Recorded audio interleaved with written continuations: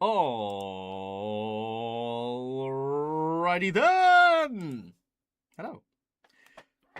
What's going on, guys? My name is Michael, I'm the Genesis Gamer, and welcome to Pathfinder 2nd Edition 7 Dooms for Sandpoint.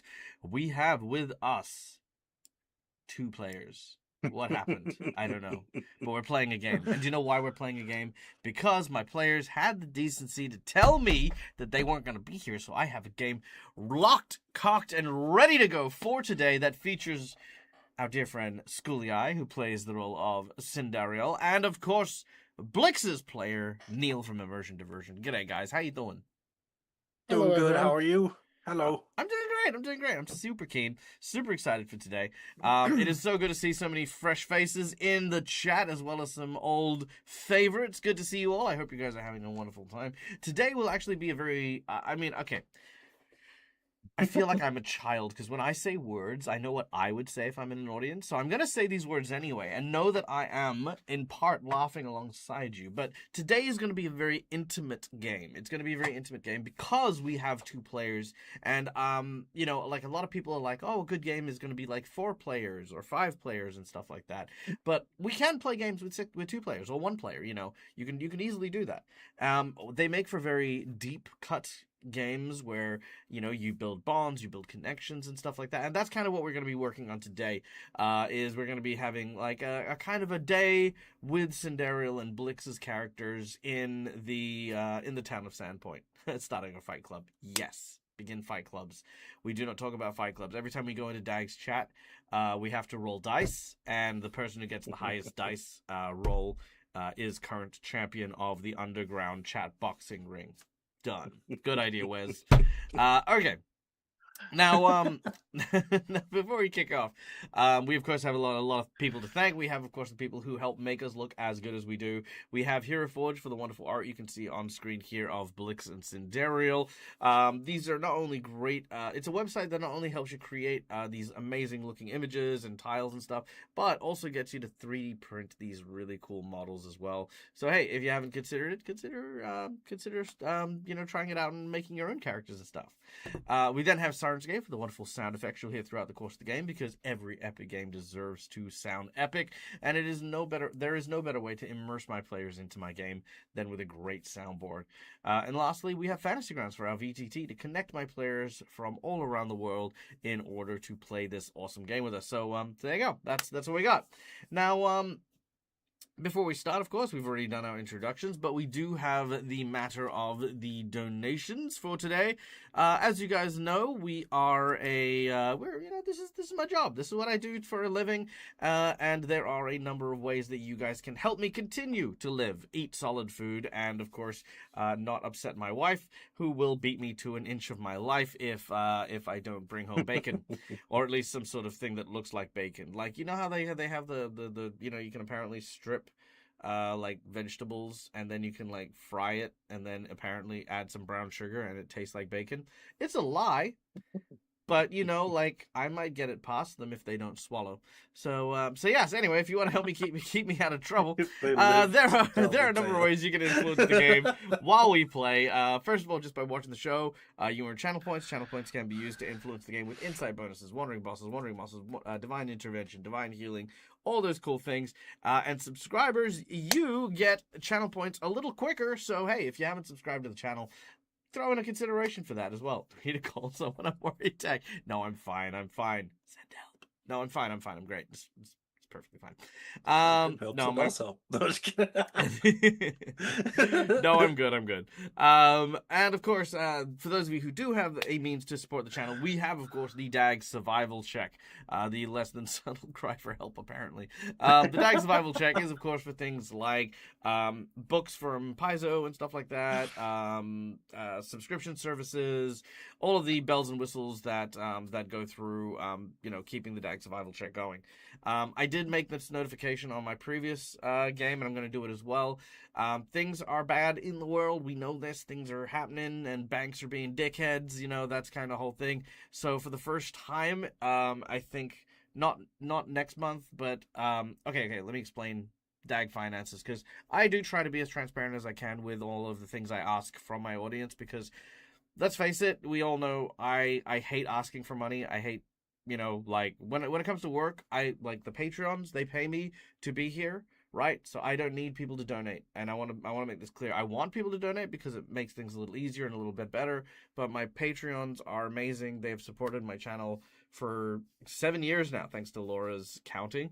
You know, I've been able to do this, and I'm truly privileged, and I'm truly happy and honored that I can continue to do this. Now, my mortgage for my house, which I pay for, you know, with my work and stuff like that, is within my budget, and it still is. And in February, my payments had to go up, which is, you know, fine. However, because of all the nonsense that's going up, it's now going up again next month, and there is actually no sign that that might stop. So it might just go up and up and up and up and up in massive increments throughout the year. So if the DAG survival check goes up, I want you guys to know it's not because I'm trying to be greedy. It's not because I'm trying to exploit the people in my community. You guys are absolutely incredible and amazing and stuff. So I just want you guys to know I will not touch the DAG survival check unless I literally have to. You know, like it is the last thing on my list of ways to earn money from that. But it is getting awful, and I feel for other people too, because I know that it's not just here in Australia that shit like that's happening. So, you know, so yeah, I just want to give you guys that heads up and a thank you in advance for any donation, you know, like, you know, whether it's a $1 donation or a $100 donation. You know, obviously it's not the same, because I don't want my $100 donators to be like, what do you mean it's the same as you donating $1? Fuck you! You know, I just say, you know, obviously the $100 donations are fucking awesome, right? But I do appreciate the $1 donations as much as I do the $100 donations, because all of them go towards, you know, my life and making things cool. So yeah, again, thank you everyone. That is my announcement for the DAG survival check. I'm gonna cry now. But anyway, for those of you who do have the means to support the DAG survival check, we have, of course, a bunch of ways that you can influence the game while we are playing. We have, of course, our $5 donation for hero points and jinx points. Hero points can be used to stave off death, petition the DM for stuff that isn't in the rules, and roll with advantage. Absolutely, by the way, and it's 100%. Jinx points can be used to counteract hero points, make bad guys roll with advantage, and complicate things ever so slightly. For $10, I have two little things here. I've got the narrative plot twist deck, where I will take a random plot twist, add it to the adventure, and we'll throw that into the mix. It helps me improv, and it lets me do all this cool stuff. So there you go. We then also have the random assorted tables in the roll and playbook. So that is a $10 donation as well. So if, you know, depending on what you want to do, you can either add something more immediate in a roll for an event, or you can have us subtly add some story elements to the game. So, you know, we got both of those. We then have our $20 donation, which is the coveted golden natural 20, because sometimes shit just needs to work, and that is how you go. We then have our $50 donation, which is a boss buff, which is where we grossly increase the difficulty of a challenge the group is facing, or a draw from the Harrow deck, where our heroes will get to draw a mystical card from the fortune-telling Harrow, and in doing so, they will get granted a prophecy.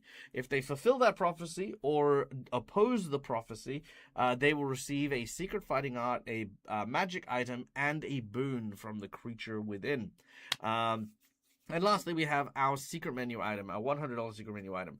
Now, this one's a fun one, because Matt from All Things Fantasy has been not bugging me, but he's been asking me very respectfully over and over and over and over again about the idea of doing what's it called? Free archetype as a build. Free archetypes. So, to that end, as a mediator for it, the secret menu item is going to be this. For the secret menu item that we get, we will unlock having a secondary having a free archetype for each of the characters. Now, for every $50 we make over that threshold, I will add a custom secret fighting art, or a feat, basically, to each of those archetypes that the group will get in addition to their free archetype. So let's say that Blix decides to, because Blix, you've got the archetype of the duo sniper Sniper duo, right? So let's say that your free archetype that you take is, say, let's say the a Hell Knight operative, right? So what I would do is I would create a Hell Knight operative power to then give to you in addition to the dedication for the Hell Knight sniper. If Sindariel, say, chose something that was like to be a member of the Firebrand, I might give Sindariel an element to that. So every $50 you get to pick a player, and that player will get that extra secret fighting art as well. But the $100 needs to be done to unlock the unlock the free archetypes. So unlock the free one. Yeah. Yeah, you get feet picks. Yeah, 100%. Oh man, I should have called it that. Wes, listen here. I'm gonna delete your comment and I'm gonna pretend like I never saw it because that's my idea now. No, I'm not gonna do that. Jesus. But yes, for the $100 you get the start, and then for every $50 over you get feet. That's gonna be it. Okay, I needed that laugh. That was thank you. Well done. Okay, so that's our donations. That's our thing. Good Jesus Christ, guys, you ready for today? You keen? You excited? Yeah. Hell yeah. Yeah. Mm-hmm.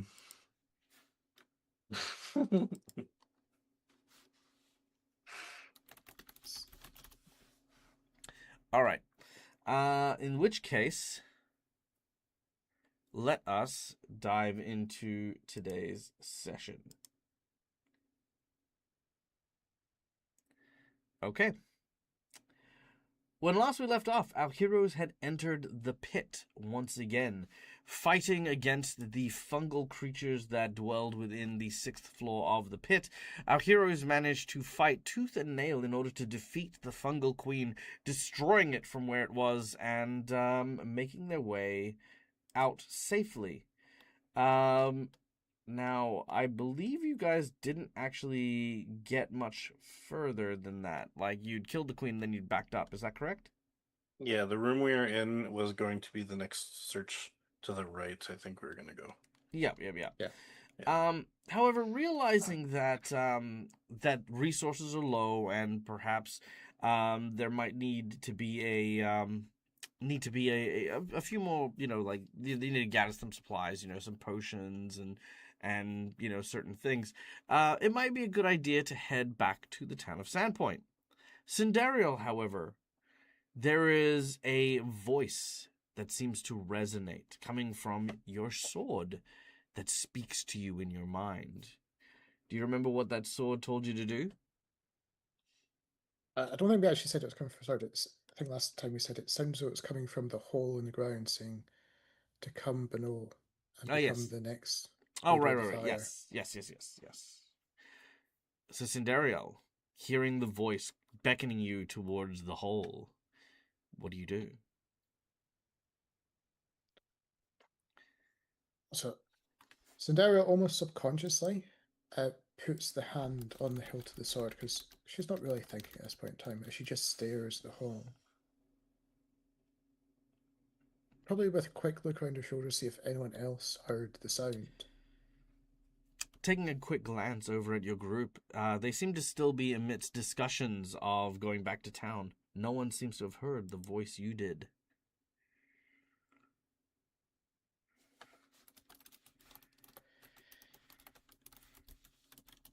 At which point, not knowing if she's hearing things, or potentially, from her mind, potentially even a bit of divine guidance. She wonders if the people that potentially wanting to seek out might be down below. All right. What? Moving over to the edge. No, that's okay. Moving over to the edge, you begin to peer over the ledge. Blix. Yes. You're about to say? I was about to ask, did I see Sindariel grab her sword? Sure. Yeah, you do so. Okay. To be clear, it's hand on hilt. I didn't draw it, just visually. Yeah. But it obviously looks like a sword in a hilt, yes? Mm-hmm. And I've never once seen her. She's been using the magic the whole time. Mm-hmm. So I'm gonna go up to Sindariel and be like, well, that thing looks cool. It's a big sword. Okay. You don't I know. you don't need a no, that's fine. You don't need to force an interaction. So that kind Okay. of so like that type of thing, like cuz it's like you never seen a sword before or you've never Right. seen, you know what I mean? Like No, try yeah. not to come up with a line to force it. Look at what Cinderial's doing, acknowledge what she's doing. Yeah? Okay. Very I that'll guess get that'll get way yeah. more. So I you've seen guess what I would Cinderial walk do. over to the hole. They seem to Mhm. be looking down into the pit. Okay. I guess rather than talk about the sword, I think to at least start something, I would walk over and just look down, look at her, and just staring at her, and just say, "What are you looking for?" As I look down as well. Mm-hmm.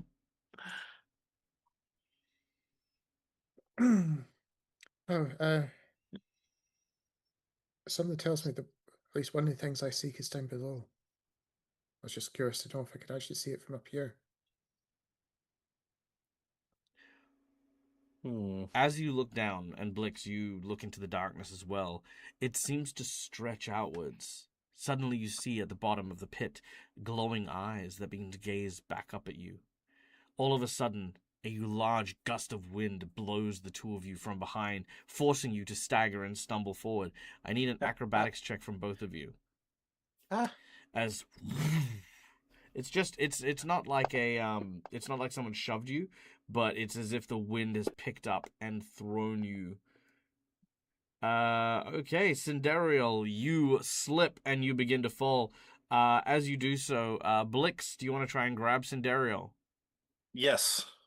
All right. As you reach down, make a reflex save. Ooh. Okay.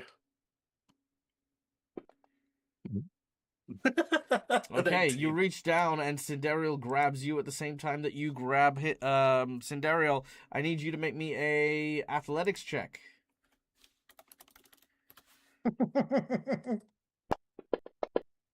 Ooh. Okay, that's good. As you manage to hold on, unfortunately, the ground beneath you slips. You manage to hold on to Cinderial tightly as the both of you are pulled down. Because you failed your reflex save, you couldn't catch onto the ledge, but you did hang on to dang it. but you did hang on to Okay. Cinderial, which is important. Now, do either of you have That's catfall? funny. No. I do have something. I have Unbreakable Goblin as a heritage thing. Where was it? When you fall, reduce the falling damage you take as though you had fallen half the distance. Unbreakable Goblin feature 2. Very nice. Okay. So it's So, essentially catfall, but not really. okay, so the hole is about I'm just squishy. the hole is about 30 foot above. With your checks, you only reduce that. You reduce that to a 5-foot fall. So you just kind of sprain your ankle so little that I'm not even going to bother giving you the damage for it. It's just a minor fall as the both of you tumble into this area. Oh. Ooh. All right. Darkness envelops you from all around as you stand in the chamber. Hmm. The only light you see coming from Cinderial, who is still carrying the light. It is a little bright, but it's okay. Um. Where are we? Does it kind of look around? All right. Casting your gaze around, you see a staggering carpet of bones, broken armor, shattered weapons, matted clots of fur, all of which that seem to be piled between these stone pillars that stretch up to hold up the ceiling of this bowl-shaped depression. The ground is cluttered by these grisly remains. The air reeks of brimstone and blood. And you can see that there are a number of different ways, like in the ceiling, like holes and passages, and only one on the ground level here, where you can go to the north.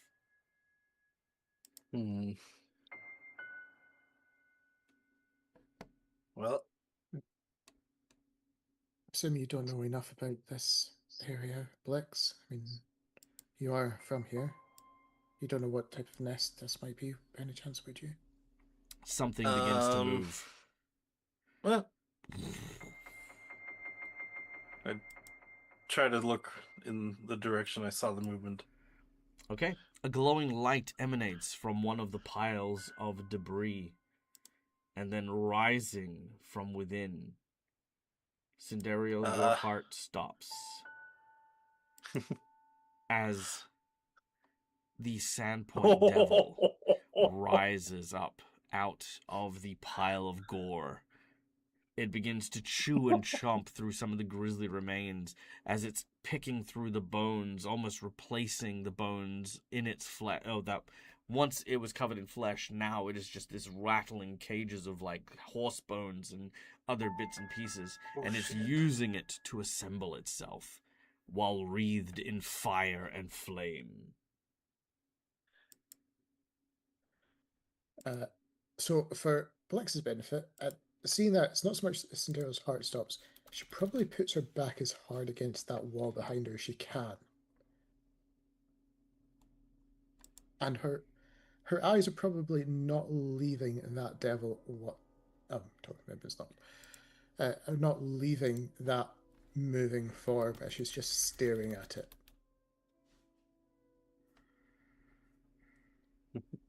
Probably unblinking. Because she doesn't even want to. The microsecond of the blink taking her eyes off it just in case. Like seeing how terrified she is, we'll kind of go up to Cindereal slowly and just kind of go like, shh, if you don't, and I'll be whispering this to her, and I say, if you don't want to be spotted by it, we need to move slowly and get out of here.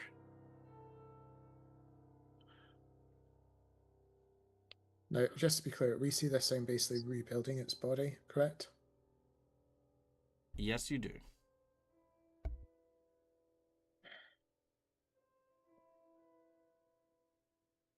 If we don't deal with it before it's fairly whole again,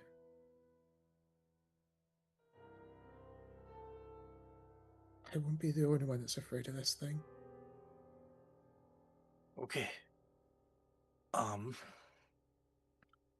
If we take this thing on and win,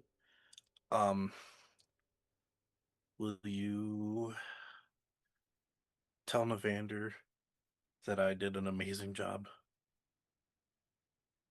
And that I'm an awesome hero? If we make it out of this thing with this thing's head being carried behind you, Ooh. he might want to add it to his own trophy pile.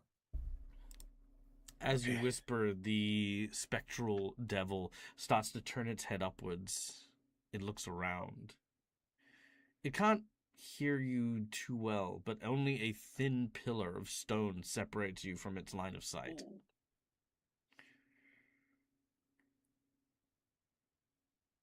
I wonder if we could hide within the bones, like in the other pile, and like get a jump on it. I could shoot it with a bow. You hit it with your magic?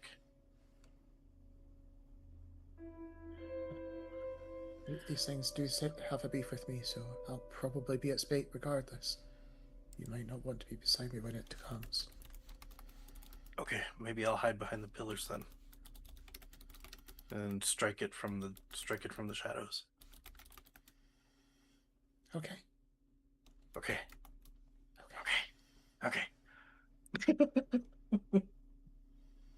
And I'm gonna attempt to see if I can stealth behind the pillar here. All right, make Just a stealth check. hide behind this. Oops. Yep, I gotcha. 27. A 27. Not bad, not bad. Let's have a look and see. A 35. You move behind the pillar and accidentally bump the stone. Some of the pebbles drop behind, and the Sandpoint Devil suddenly looks up, almost more like a bird than he does a horse. As it looks in your direction and locks in, it starts to move towards the pillar, head lowered, bony wings arched back as if ready to pounce. I just looked at Daryl and I'm like, I kind of have an Flying idea, fool. and I point at the pillar, like looking at her, and maybe just like a.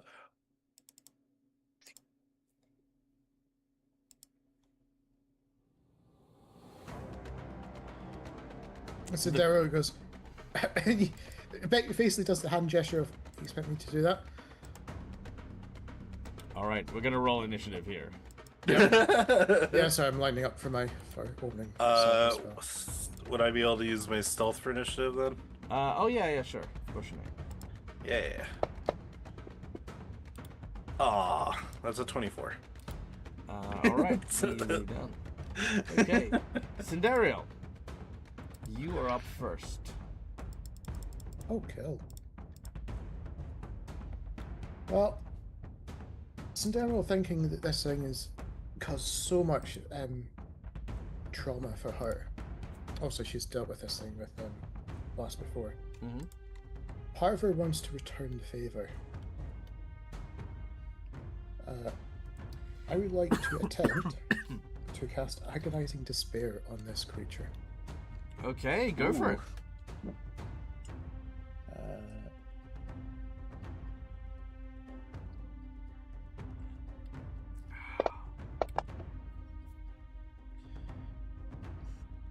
It lands that fits. as you try to agonizingly despair the Sandpoint Devil. It shakes off your effect with relative ease. You have one more action.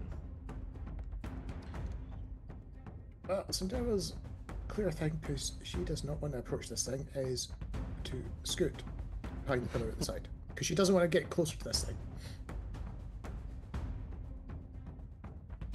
Okay.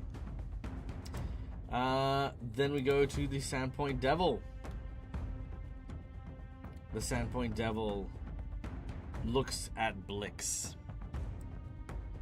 Moving around, it charges and snaps its jaws, So like you can't see me, you can see me. Ah! trying to pull you from around the corner. Ah! Which it does so. As it yanks and pulls Blix free from that corner, it then raises its large hooves and starts to stomp on Blix. Ah! Oof, max damage. All right. Ow! As Blix is now being trampled by the Sandpoint Devil. Blix, you're up. Okay,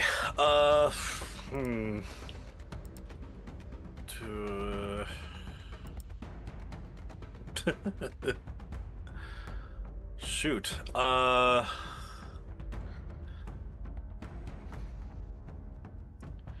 well, I'm going to enter a point blank stance.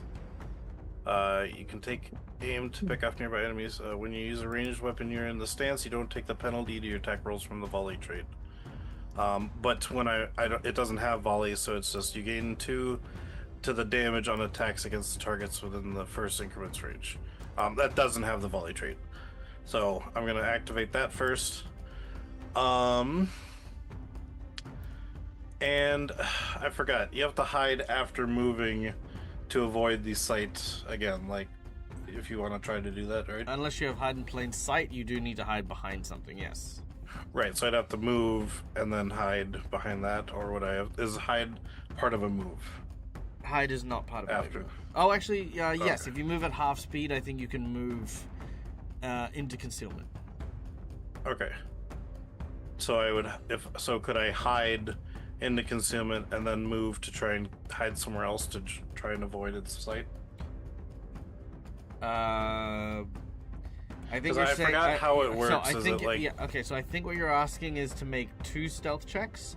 The first stealth check to go behind object number 1, and then a second stealth check to hide into a different object. I guess so, yeah. Because I forgot if that's how it worked. Like, do I have to stealth away from their sight? You have to. So Behind basically, something, yeah. and No, then- basically, if you're moving into stealth, you'd move and then take an action to stealth. If you're moving stealthily, you would move with your stealth at half speed, and whatever your stealth check would be, that would be where you ended up. Now he would see that you're behind there, because obviously you know stealthing behind there. Yeah. But that would have been the case. He wouldn't have line of sight, and then you could then stealth to the next location. Okay. But in that case, it's easy. It's just as easy for you to move to the first location than stealth into the second. Yeah. So I basically I'd move into the first location and then stealth to the second one. Yeah. Okay. Yeah, I guess I think in this case for now, yes, I would just try to move around the column and get into the bone pile, and then just try to stealth in the bone pile to move into a separate spot. So maybe he can't tell where I am. I'm trying to make it so that if he can't see me, then he moves away, and then I could shoot at him from a range rather than in melee. Sure. That's not a terrible idea at all. Okay, so I would essentially move right. Mm-hmm. He's still gonna see me from right there. I guess I would move around, dive into the bone pile, and then try to stealth move like to over here or something. Sure. Make a stealth check. Oh wait, no. Before then, attack of opportunity. He does, okay.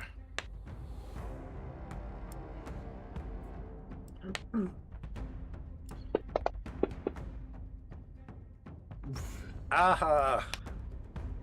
Alright, as you made a run for it, the hooves manage to find you, and Blix gets stomped. Alright, unfortunately that does mean you're back over here. Dang it. Alright. The You creature say, makes "Dang this it, it's good. I can see you." Oh, true, yeah. makes this clicking noise as it prepares to stomp them again. Cindereal, it is now your turn. Now, while healing... Wouldn't I still get one action then, because my other action didn't happen? I'll give you a I minute. don't know how it I'll works, give you a minute on that one, Neil. I mean, sure, you can have your action. What would you like to do? I was just gonna shoot him. You're gonna shoot him, eh? Does that also do an opportunity attack, or how many does he have? What's your health? Oh, There we go. I wasn't on that page. It also says it in the chat. Yeah. I know, Which is I why I'm wasn't saying looking. it's good. I can still see you. Now, Cindereal, as you go to this, I know the instinct is to heal, but you're fairly confident that if Blix continues to just take hits, that's just gonna perpetuate the wounds. You'll need to do something to take the heat literally off of Blix. Which makes sense considering Cindereal's I guess you could say personal vengeance against this thing as well. So to cause this thing to focus away from Blix, or at least be trampled underfoot and potentially be made part of its body. Mm-hmm. You know what, I'm just going to keep going big with these spells. As she tries to channel Siren Ray's Divine Wrath Okay. down on this thing. One of these will work. Hopefully. It lands a critical success. It ignores you and looks like it's about to kill Blix.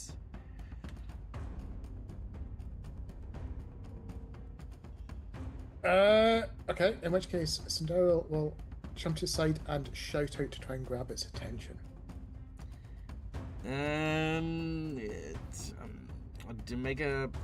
To do that, you would need to draw its attention through force. Unfortunately, it's not a mechanic in Pathfinder to force someone's attention. It still has the most viable target is directly in front of it. And if you're not that target, he's not gonna Yeah. focus on that. So effectively, jumping out to there to try and get his attention type thing. Okay. Or, yeah. So I'm trying to judge where I'm actually in range of this thing. Are you gonna? Well, I mean, so is the goal to just distract it, or to try and interpose between Blix and the creature?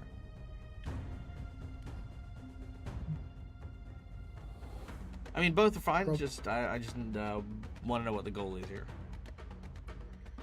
Right now, to distract us, actually, if Blix gets up, we're not both in.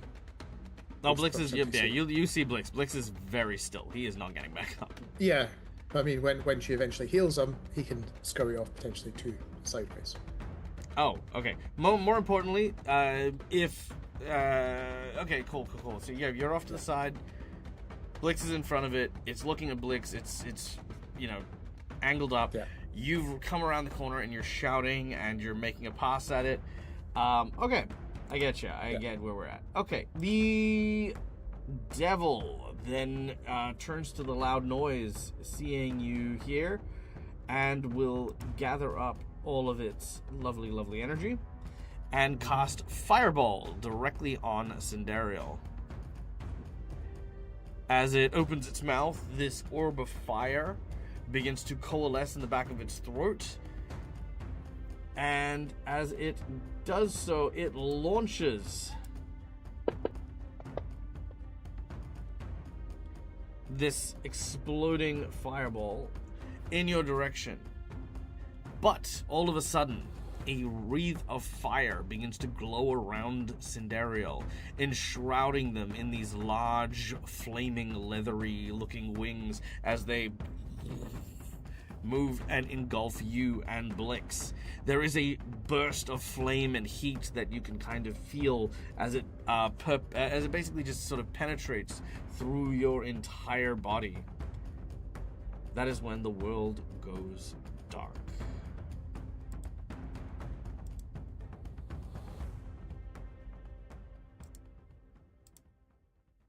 Cinderial, your eyes begin to adjust to the darkness around you. It is pitch black wherever you find yourself. There is a stale, somewhat foul smell that seems to linger into the air here. Decay, grave soil, bones. That's kind of what you feel as you awaken in what looks to be a familiar location. You and Blix are in front of an altar.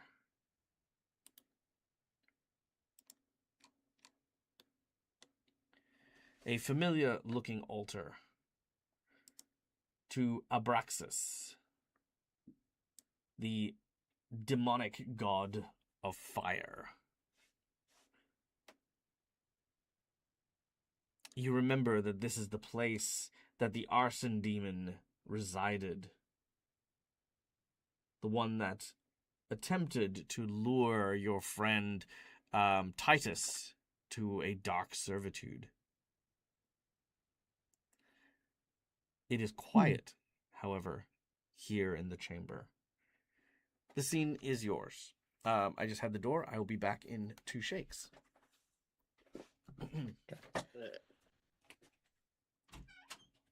So Sandero, recognizing this room without the demon in play, is probably going into panic mode, trying to scan, see where the fuck is it? It can't be here.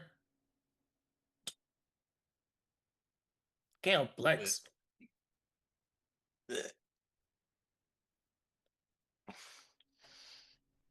I'm unconscious. I know. I need to wait for that to see if I can actually heal you. Yes. So I was like, no, let me go. Not again. Stop it. He's having a dream about that plant creature from before.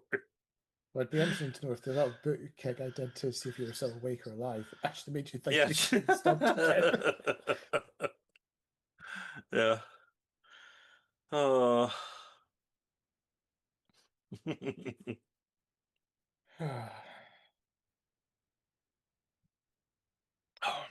Pretty much, Anna. Pretty much. Is she talking or is she panicking? Oh my god, oh my god, oh my god, oh my god, oh my god, oh my god, oh my god, oh my Yeah. god. Oh my god, it's free! Where's it gone?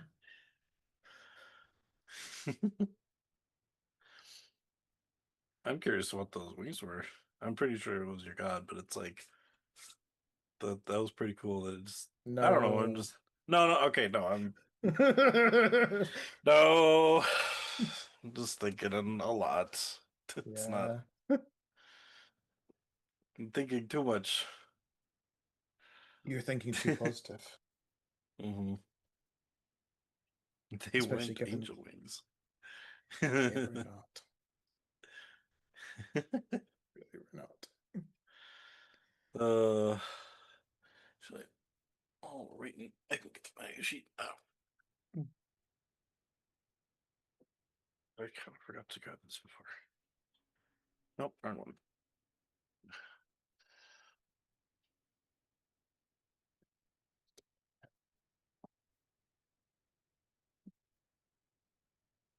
Okay. I'm going to assume I'm going to be allowed to heal you while we're here. I was really confused when all of a sudden the sand devils or the Sandpoint devil was here, and I was like, wait, what? I'm like, oh no.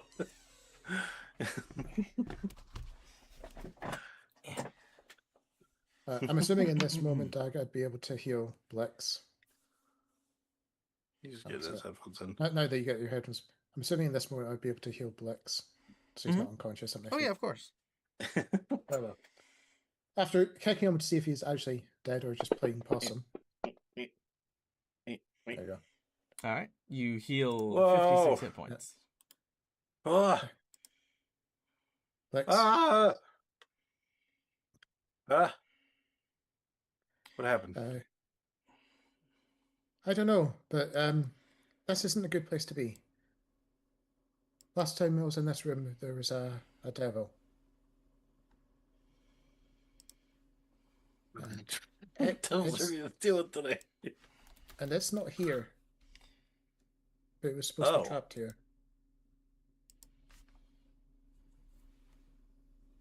What's this altar then?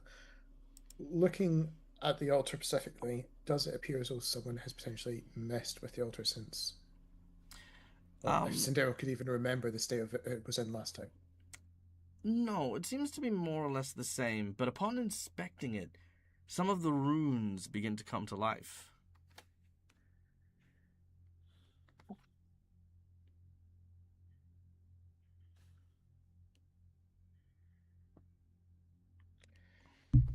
Knowing things is never good. Yeah. There it is. All right.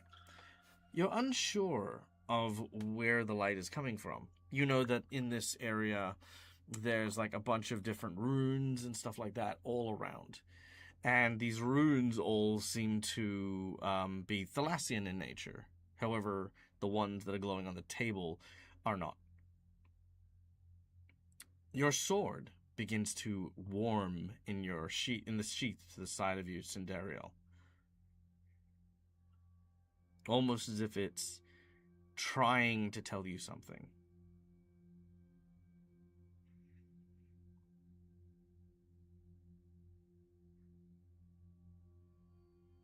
Sandero will unsheath the sword. As you do so, the glowing runes on the table seem to match those upon the blade.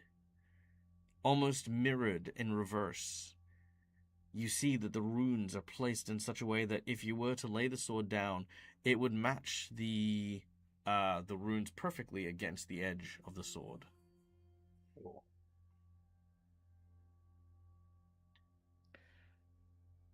As Sandero goes to put the sword beside, I'm gonna above the table. Does Blix potentially want to try to stop her?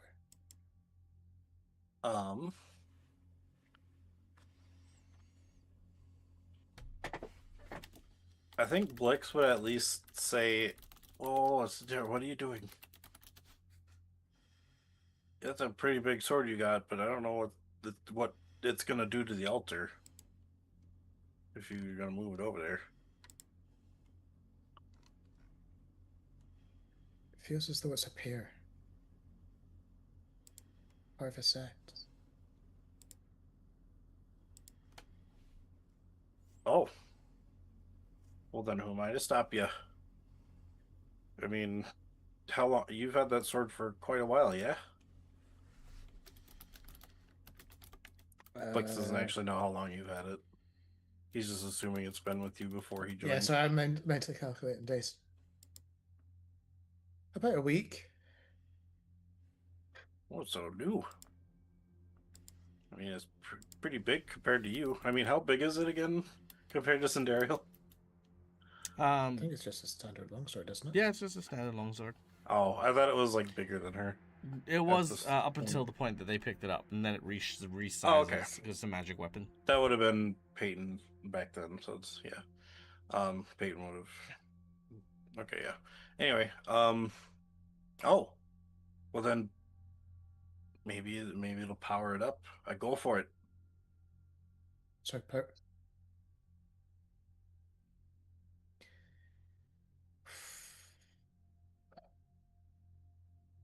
sorry, power. I almost feel like the power it up would make Cinder want to hesitate. So you probably see her freeze a little bit. Um, should I be powering this up? I mean, it's your sword. You want to be stronger, right? Strong enough to kill thing you were that horse demon thing, the horse skeleton fiery horse thing. I just don't like horses. I would say do it so we could kill that horse. But it's up to you. I feel like I've got a little devil sitting on Cinderella's shoulder, just like,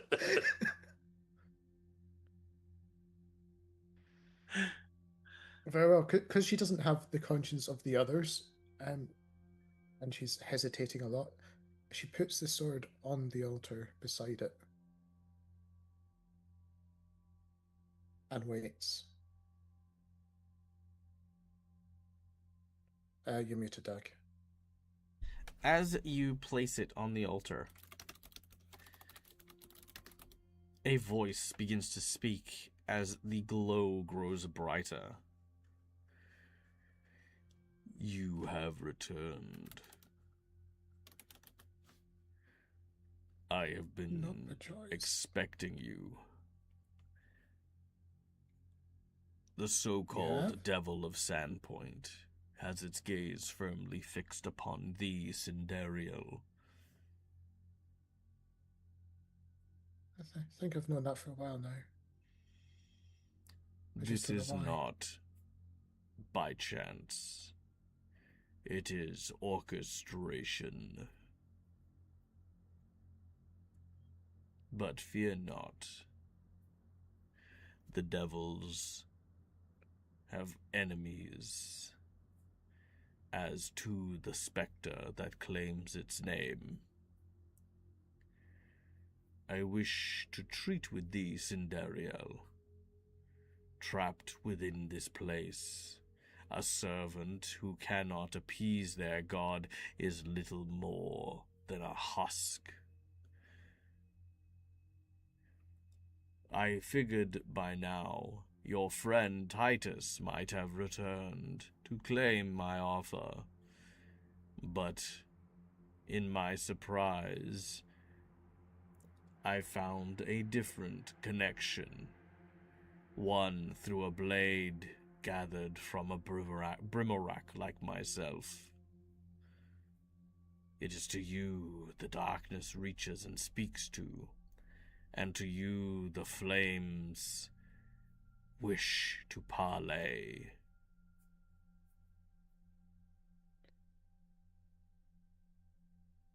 But all I want to bring is light to the world. light to the world.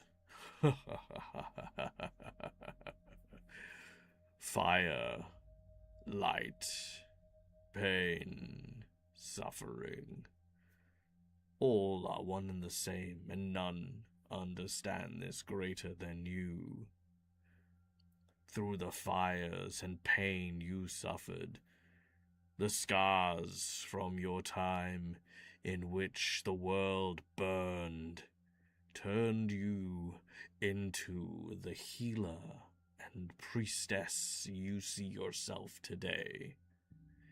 True that light can be a source of soothing comfort, but through purging evil, through burning temperance, one can find the fire more versatile than simply providing a light for those to gather around. I wish to help you seek your potential, Cindariel. And all you must do in exchange is free me. Can only Cindariel hear this? No, you can hear it as well. Okay. It is quite poignantly loud. Okay. I was just making sure. Probably echoing through this very small room. Yeah, 100%. And the voice seems to come from the other side of this tiny little window that you can see here. And the window has a seal that is draped across it. I think Blake's will just look at Cindariel.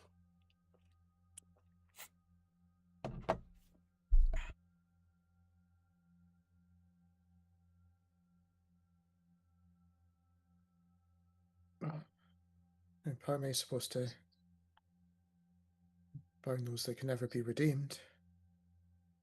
I think this devil certainly counts. Right, Blex?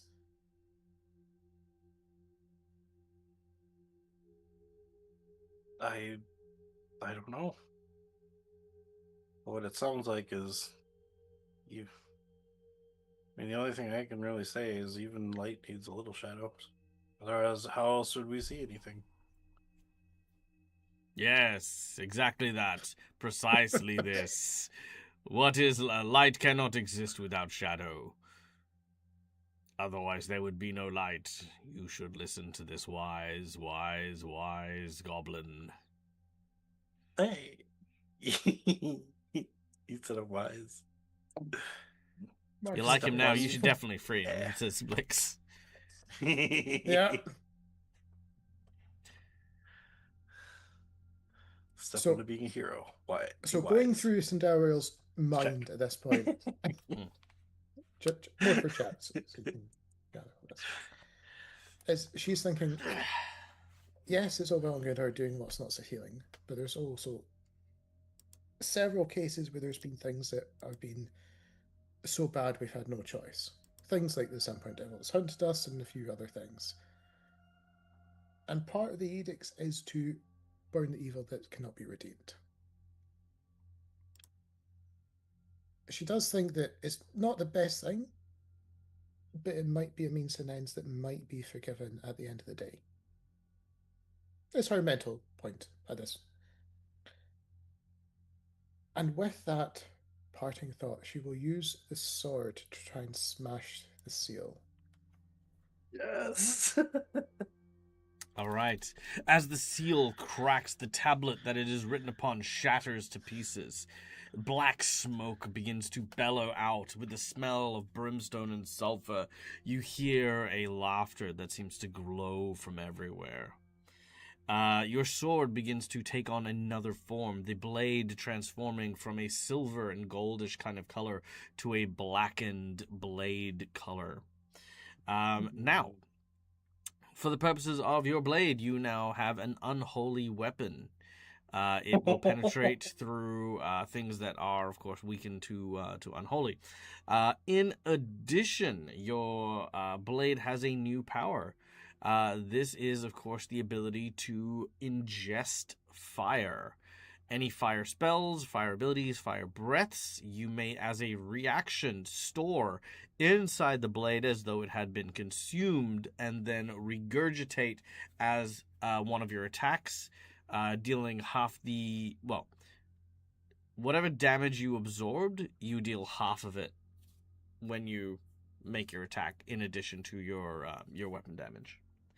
You can also store it. You don't have to use it on the next attack either. You can use it whenever. The voice says, "Finally, I may return back to Abraxas' service. Thank you." And it only took 75 episodes. It took 75 episodes to free him, and he's out. All right. He is now freed, and the runes no longer glow. This room now seems cold, empty, and devoid. Unsure entirely if Sindariel's actions were right or wrong, you have a moment to realize that at the very least, you have potentially been received gifts that may help you against the thing that has traumatized you and haunted you for so long. You feel a sense that this blade may be the key to helping you rid yourself of the Sandpoint Devil once and for all. There's a certain amount of comfort and bravery you feel connected to the sword, but also a terrible weight, because you feel Abraxas' influence over it as well. A second god, potentially vying for your soul. The line between purging through fire and a healing warm light to redeem lost souls now battles for Sindariel's soul. All right. After a brief moment here in the silence, Sindariel and Blix, you will make your way out of the catacombs, realizing, actually, Blix, for the first time, this area actually exists beneath the Cathedral of Sandpoint. So as Sindariel leads you to the small little undercroft burrow and you dig your way up, you actually find yourself in the grounds of the Church of Sandpoint. Well, that's interesting. Who knew there was a whole catacombs. I was going to say, who knew there was a whole dungeon beneath the cathedral? The Coombs. The Coombs. The catacombs. Yeah. So makes you wonder how we got here, though, doesn't it, Lex? I just immediately thought of Igor. Sorry, what was that? Still makes you wonder how we got here, and Yeah. Can you teleport using your fire? no. I mean, But just throwing out ideas. I mean, if you had no idea, then yeah, I don't have any idea.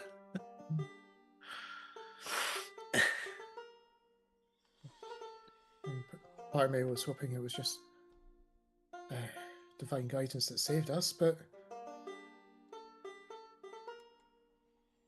or maybe it was just not the one I was hoping for. Well, well,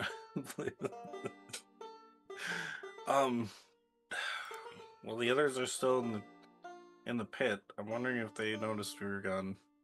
If they do, they might come back soon. Maybe we should just see if there's something in town we can do.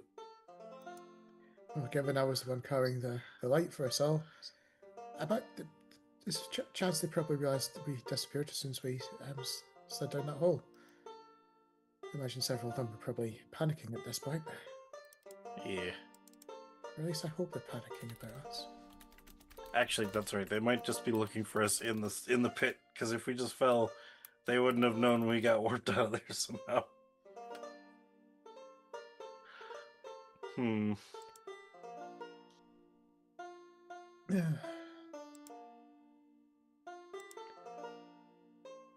Well, no harm, no foul. If they, eventually find that and decide that maybe we're dead, then they come back to town and see we're not.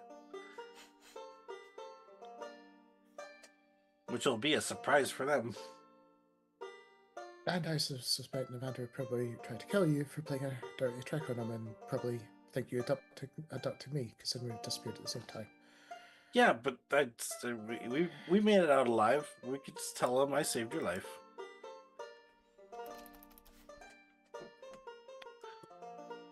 Right. Yeah, that's what we can say rather than the Someone tells me they won't like what actually happened down there. I'm assuming I can trust you to keep quiet about that. Oh, yeah, my lips are sealed. Yeah, good. Sealed.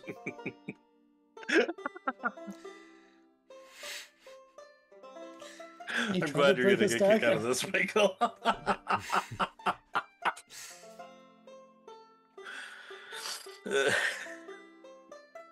Well, I mean, if they're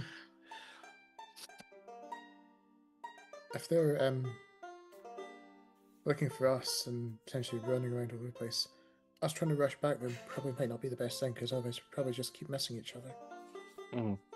Exactly. Deciding to stay in town at least for a little longer until their friends realize where they are, because they were, of course, discussing going back to town to get some supplies. Our heroes decide to use the rest of the day to attend to other matters, or important matters. Blix and Cindario, we're going to keep you guys together for this, but what matters around town would you like to go and contend with? There is, of course, the matter of the murder of Reagan, the former priest of Abdar that was here. There is the mysterious beekeeper and his midnight walkings. There is the vigilante who has been targeting men who cheat on their spouses. And of course, I guess there's also the Hell Knight occupation and the mayoral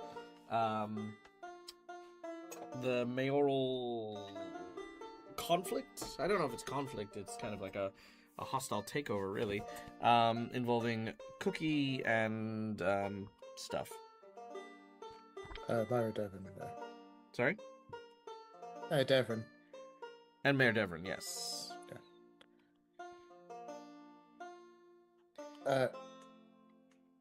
Neil, do you have any preference?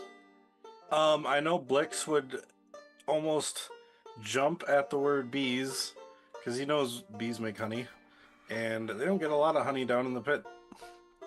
So he's like, bees? Did I just hear the word bees? Okay. Now, from memory, we traced the beekeeper to roughly behind the barracks, if I remember correctly. Mm-hmm. Yes, indeed.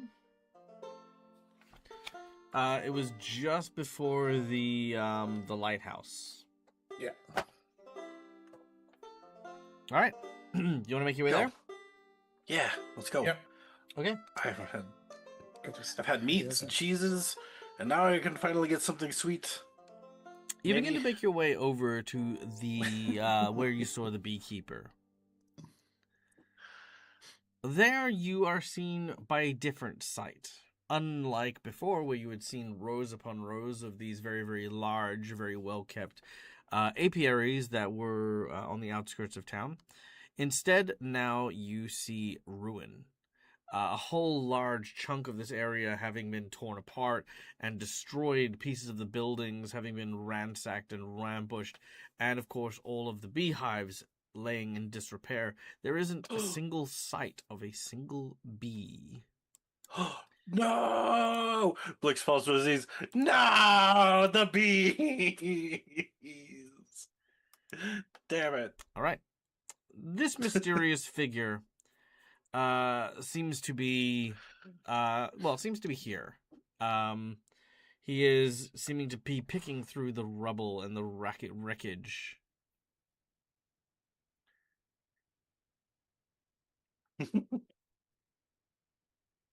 Sandero will approach saying, I'm assuming this happened when the When the tidal wave Drag. struck. Yes. When the turtle clawed upon the land, it destroyed so many. My home, the bees' homes. I'm not even sure if the queen made it out.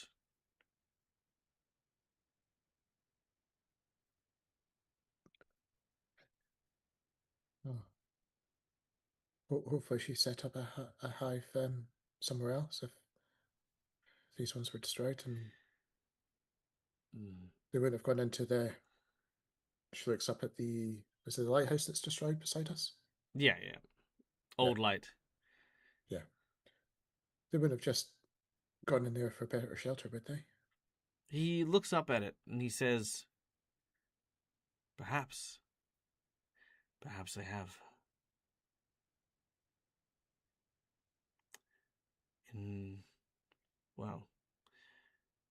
In hopes that perhaps the queen is elsewhere, looking after themselves. Perhaps there is something that I can do. In the meantime, I have been meaning to expand what I've been doing here. The people of the town, they don't really like me. Your friend tried to beat me up in the middle of the night.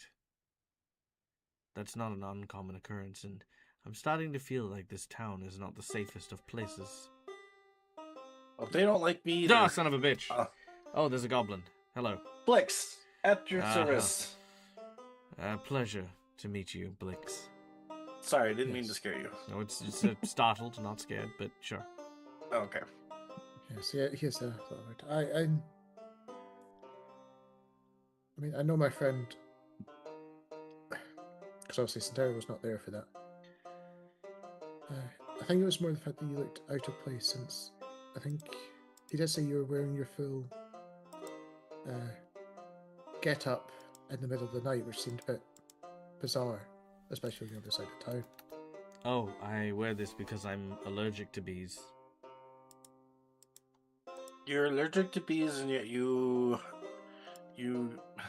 I didn't know what to say. I was totally just gonna say, and yet you milked them for honey.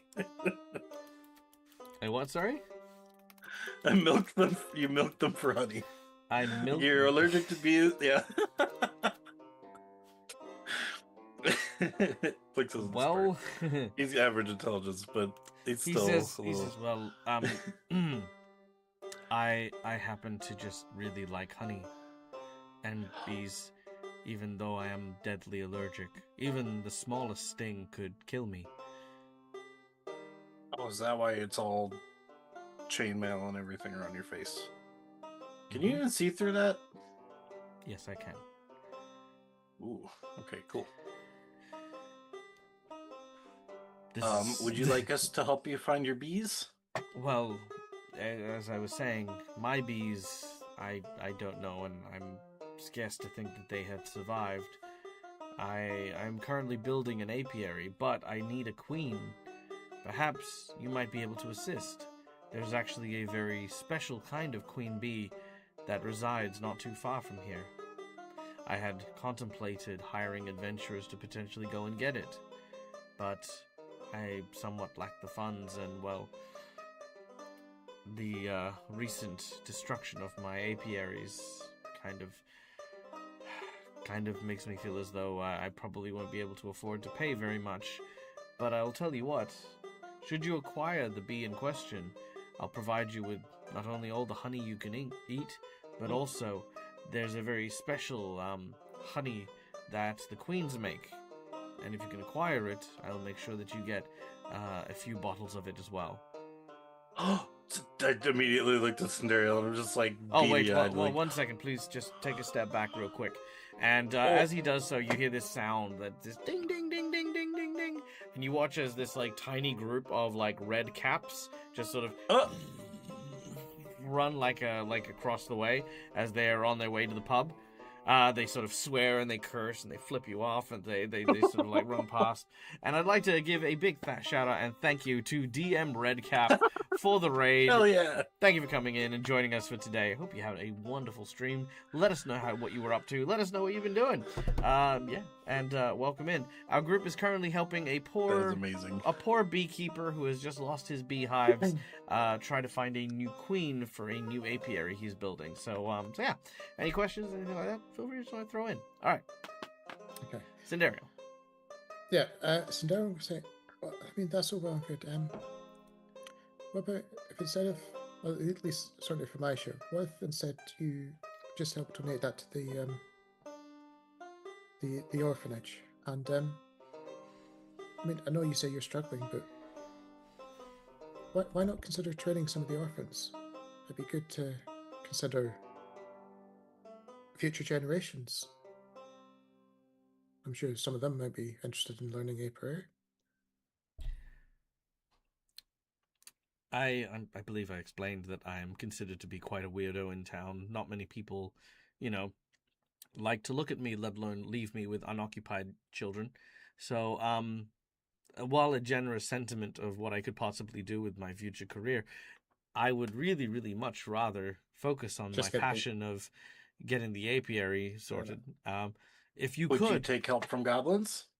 I would take any help that I would receive right now. There's a bunch of goblins that need jobs. All right, I guess I'll send them instead of the two guys who actually need a quest. No, I Sure. mean. I am That's not what I sending you meant. on a quest Yeah. now. I know, I was talking Don't about handball after it to when other he's- NPCs. Otherwise, you I make was yourself talking- irrelevant. Scenario's about to give it to some children. And he just turned that down. So why do you think he'd want goblins instead of? I meant to help him rebuild, not getting the queen. He's not asking for help rebuilding. Okay. Sandero was trying to put off her reward to the orphanage, is what she was trying to do. She was trying to say, instead of giving us this, train young kids to do Okay. this as a skill. And all he's saying is like, I frighten children. I mean, like, yeah. Yeah. Kids are so lazy Okay. these days. Yeah. They In don't want to go which case, questing. she would. In which case, she was one saying, instead of giving me the honey, can you just make sure it goes to the kids instead? That's her.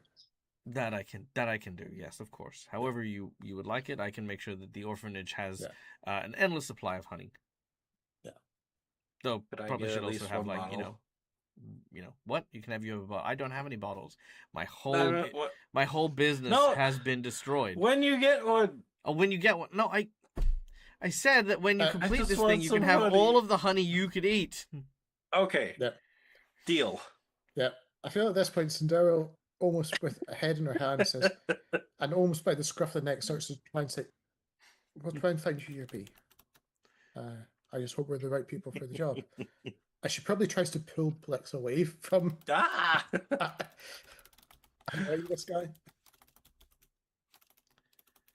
All Like right. I'm almost resisting without actually resisting. Like that. Ah!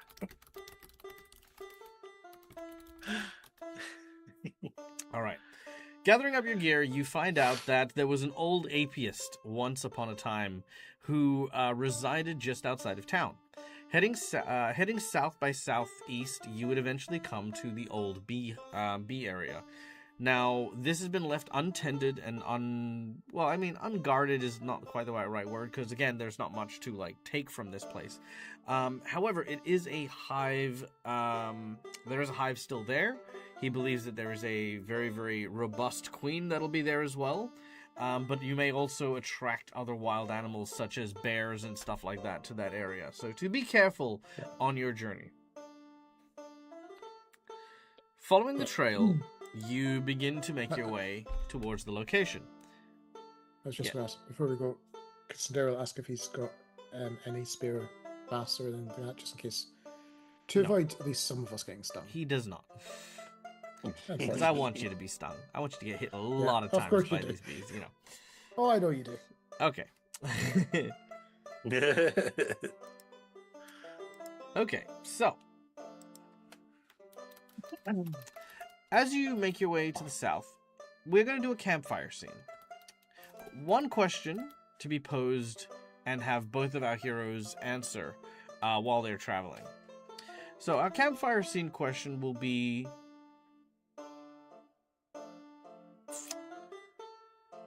let's talk about Navander. What are your impressions on Navander as a traveling companion and person around town? Sindariel, we will start with you. So Sandero's view Navander. Well, I mean, other than the clergy at the temple, Navander's been probably the closest to a mentor, especially with the adventuring life that I've been on recently. And at least from my point, he seems to be the one that keeps my skin alive more than anything else. He always seems to be the one that wants to check in with how I'm feeling mentally as well. Almost worried that I'm being pushed too hard, or pushing myself too hard, possibly, more than anything else.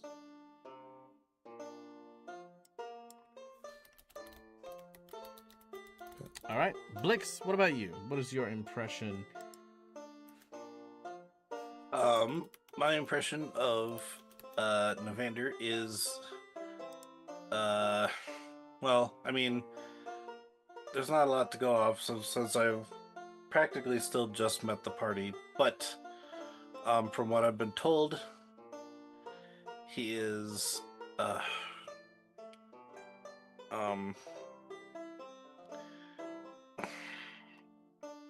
he's not that open-minded. Mm-hmm. The fact with him hating goblins as much as he does, and kind of going along with the town, just the fact that shows that I have to show him that a goblin can be better. Well, not be better, but that a goblin can be just as good as a human. But also his skills don't seem that particularly great, seeing him miss countless times with arrows. Mm-hmm. Making me seem like I'm way better than him in that category, but like I said, there's still much to be known before I can at least try to outshine him a little bit, to show him that we are good. Okay. As you begin to, sort of converse about Navander and, again, some of the prejudice he seems to have been displaying and your desire to, of course, sort of prove him wrong in terms of, that goblins are nuisances and unable to fight and do battle and stuff like that. You eventually come to an old a old farmstead, which I am now going to hopefully put here. There we go. Perfect. That is worn and overgrown.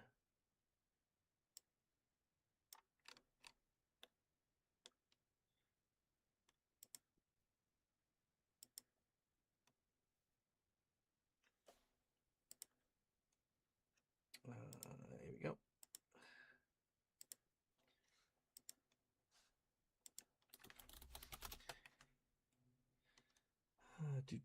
I don't want harp. Perfect.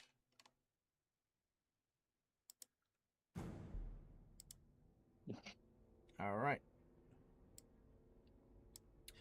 Muddy and almost swampy kind of water fills in pockets around this particular area. Again, there's a smell of green, just an abundance of the weeds and fungus and stuff that seems to have grown and started to consume this farm almost entirely, sinking it back and claiming it back as the land. Up the back, you can see that there are a number of large kind of apiaries that have been long since broken and destroyed, now overgrown with the hive. You can see that wax pieces have sort of stretched out quite far and wide, and this whole area seems to be abuzz with thousands upon thousands of bees.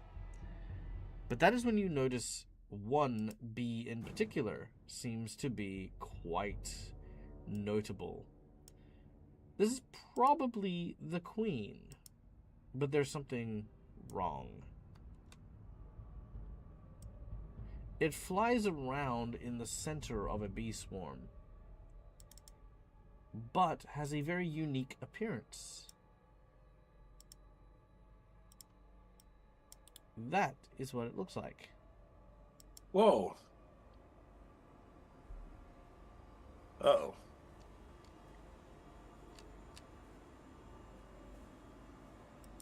It is also it's a tiny bee, which is large for a bee.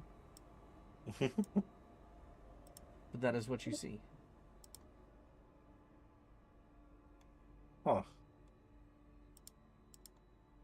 That is a big, small bee.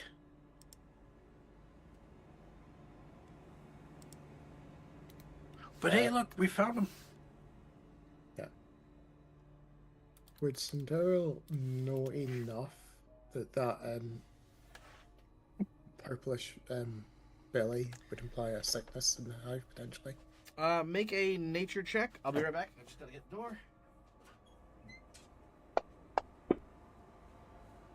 Oh. That could be a hero point, that one. Yeah. I'd see if I can make one even though I have a +2, but it's like, it's alright. I don't need to make one.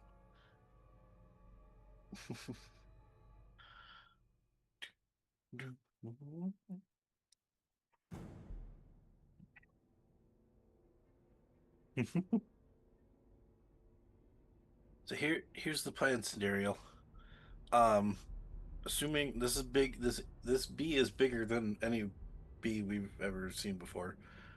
So my arrows might be able to actually like. I have a slumber arrow. Just to be clear, he does say it was still tiny. Yeah, but if I can still hit it with an arrow, I have this thing. It's called a slumber arrow, which means it won't kill it. It'll just put it to sleep. Maybe. I still suspect your arrowhead is going to be the size of the bee. Right, but it says it does no damage. I basically knock it out.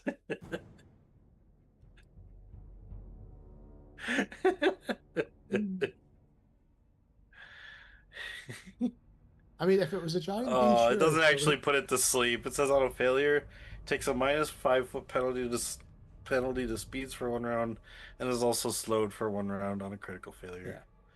Dang, it just says, but a living creature hit by it grows lethargic and must attempt a DC 17 will save. Dang it!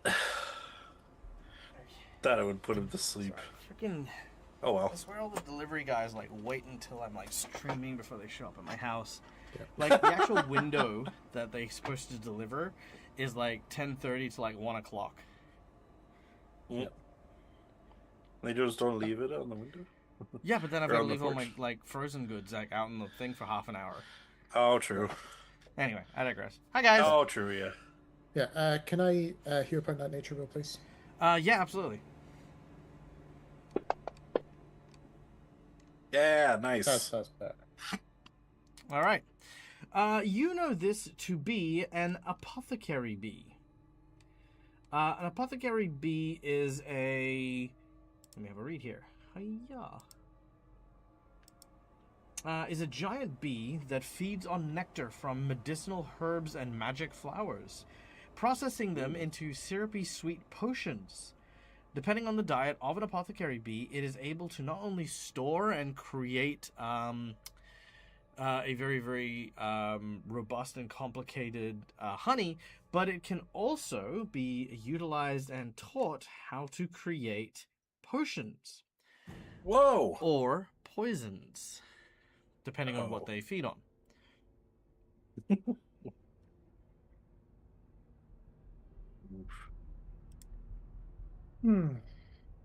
think, Lex, we know why our lovely beekeeper wants one of these then. Yeah. I wouldn't be Any surprised if kind he's of bee that's magical is always a better bee than a queen bee. And this is a magical queen bee. I wouldn't be surprised if he's hoping for honey that cures him of his allergy to bee stings. Oh, it makes it so he's not allergic to them anymore. That would be interesting. Now, I don't suppose you've got a good idea for how we potentially persuade a bee to come with us without angering all of its children. Well, we could dress ourselves up like flowers. No, I'm just kidding. We could. Oh my gosh. Well, I mean, not dress up like flowers, but we could maybe try to find some to lure them out. Maybe sneak in while they're out of the when they're out of the this. As I just gestured towards the building. Okay, now you said that I'm going to assume that these were standard apiary house, the boxes at one point in time. Mm-hmm. Looking around, does there appear to be a box, even if it's a couple of boxes, that we could cobble together to form a suitable, effectively, carrying case for this queen? No, sadly not. Okay. I could stick it in my bedroll. You could search the farm, see if there is something there, but from just the outside, you don't really see anything there. Yeah. Yeah. Blex, I think we need something a bit more. Something more that this thing wouldn't panic and. Oh. Someone tells me that if it's too panicked, I mean, what we almost want is for its colony to follow it willingly, rather than to think we're trying to steal their queen. Well, from what I've heard, because that we have a ranger in, or have forgot what happened to that ranger in our goblin pack, but or no, that was sorry, that was what's his name, Gerlunk. Gerlunk was the ranger. Gerlunk has told us before, from what he's heard of bees, if we ever went outside to go try to get honey, that I think some bees could, they follow the queen. So if you can get the queen, they have like a scent on them. If we brought them to the one guy, they would just follow and maybe think that they would have moved to a new hive. Yes, without attacking. So that's what I'm saying. But we need to make sure we don't panic the queen, to make sure it doesn't send out a signal to cause them to attack. So how about we look inside, see if there's a suitable yes. container that we can use to. How big does the queen aviary bee look like size wise? About the size of a cat. Oh shit. Okay, that's not gonna fit in a water skin. Okay. Yeah. I was thinking that, but yeah, that's not gonna work. Okay. So now we'll start to go into the effectively the farmhouse, see if there's anything inside. All right. Yeah, I'll head in making your way into the farmhouse. Yeah, we don't have the map on our site, by the way, Doug. What's that? We don't have the map. Oh, that's okay. I'm I'll not sure give it about to you in a second. All right, there you go. Okay. Yeah. As you make your way into the house, now these bees have kind of been taught roughly that that people are relatively safe. The only thing that they worry about are the beekeepers who wear the specific uniform and stuff like that. So as you approach, they don't seem to do anything untoward as you're getting closer.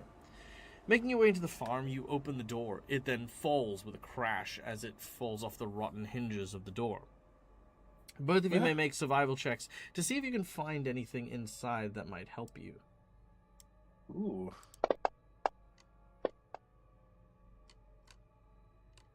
Oh, nice.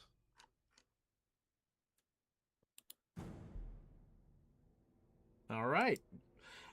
You find what looks to be a milk, a very, very well-kept milk jug container, like one of the metal ones, the big ones. You believe that this would be very suitable for keeping the apothecary bee. It seems to be in good condition, maybe a couple little dings here and there, but otherwise, you open it up, and it looks intact. Almost looks like freshly washed and, very, very, outside covered in dust and mold and stuff that hasn't penetrated the metal. Inside completely clean because it was sealed up. Yeah. Okay. Now, if we could find a way to calm them down, like you were saying. Is there anything we could smoke? I'm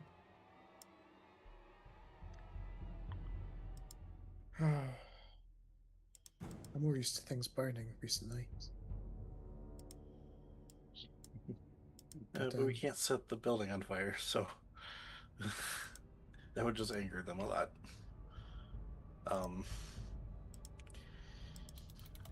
Now, obviously, this is at limits of what I know of apiary, which, because I'm pretty sure it's not standard smoke that's used to make them docile, if I remember correctly.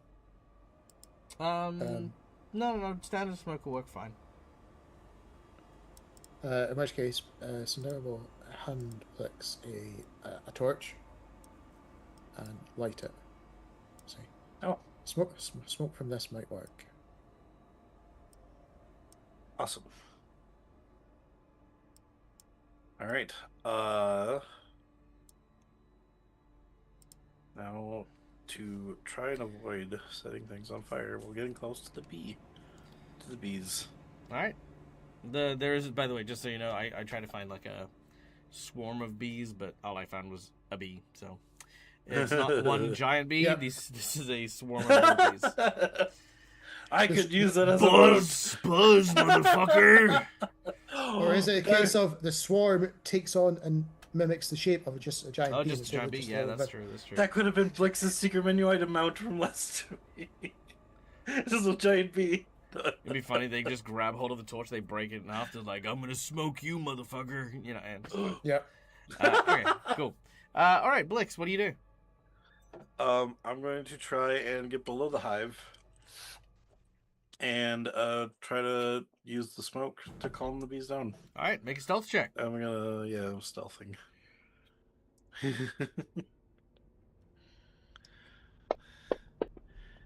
Okay. Yeah, 34. Nice, very nice. Okay, I'm pretty sure that's gonna be fine. Yep, the bee swarm has not even remotely noticed you. And I take the torch and just kind of... Hang on, give me a second. Oh, sorry. Yep. The queen also has not noticed you, but I need you to make... Oof, good luck. Oh. I need you to make a perception check to see if you can spot where the queen bee is. Perception. 23. Unfortunately, that is a critical failure. Ah! Technically, 2 critical failures, but who's counting? So, Blix, you have no idea where the queen is. Daryl, I can't see it. It disappeared, but I think the smoke's working. Question mark? You haven't used the smoke yet. It's whether or not you want to use the smoke on a random swarm that doesn't have the queen in it. Well, I for sure want to use it on a swarm that doesn't have the queen in it. Sure, okay, not a if problem. they know we're going after the swarm, or if they know we're going after the queen, they will attack. So for sure, I'm going to try and smoke them. All right, you do so. By doing so, you have given them the slow condition. But in doing so, you have begun pissing them off. Oh, come on! All right. Shit! I knew I should have used my arrow. I should smoke my arrow. All right. The bees begin to move as we'll go to initiative. Ah! Oh no! Apothecary bee is going to fly around doing its thing, trying to avoid people. Cindereal, you're up. Given Cindero's round the corner, can I just actually have Cinderel delay till after Blix, please? Not a problem. All right, the bee swarm will take a move action to swarm over Blix as one action, Ah! and with his next action, will attempt to sting you. Ouch! Okay, I need you to make me a reflex save.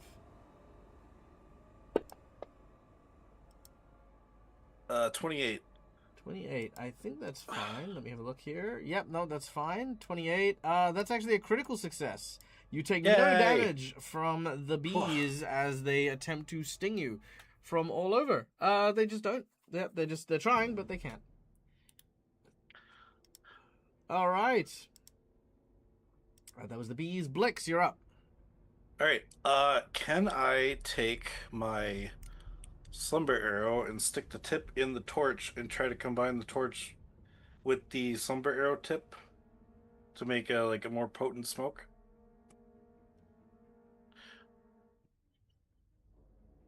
Okay. Why don't you take a moment on that one? You I want to mean- take your arrow Yep. with the slumber powder stuff on the end of it. You then want to stick it onto your torch.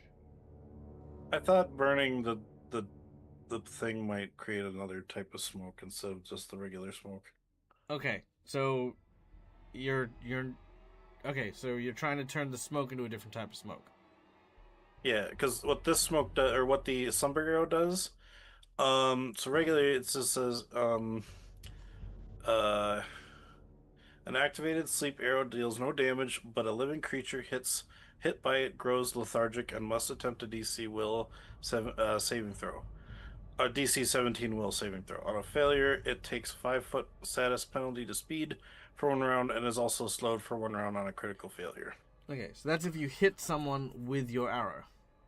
Right, so I was wondering if I could combine So- the arrow with the torch to make So it you want me to turn smoke. something that can hit a person and put them to sleep and give you an aerosol version that covers an area of effect for the same effect?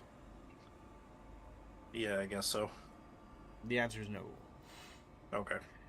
Mostly because imagine if you do that with, like, all poisons and stuff. Why am I shooting and trying to Okay. hit people when I could just set it on fire and then just True. have everyone I was just breathe in imagining death? for like the swarm. Yeah, I but know. No. That is true. Yeah.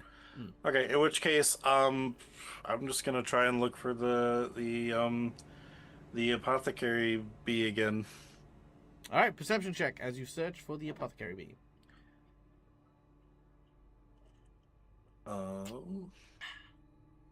Actually, I forgot. Do I have? I think I had something that helps. Was it survey wildlife? Oh no, that was something that. You know what's really funny is I actually created this encounter based on a feat that I know no one has and no one will take. Yeah. And it's called Away with Numbers, where you actually Oh. count things Oh! in an instant. Yep. Dang it! I Oh. see that feat so many times, and everyone's like, "No, that makes no sense. Why would a character Yeah. have that?" Haha! And now I've given you a reason to have that. Because you would have I been guess able to, without a no extra perception check, look at that, count them all, and gone, aha, there it is.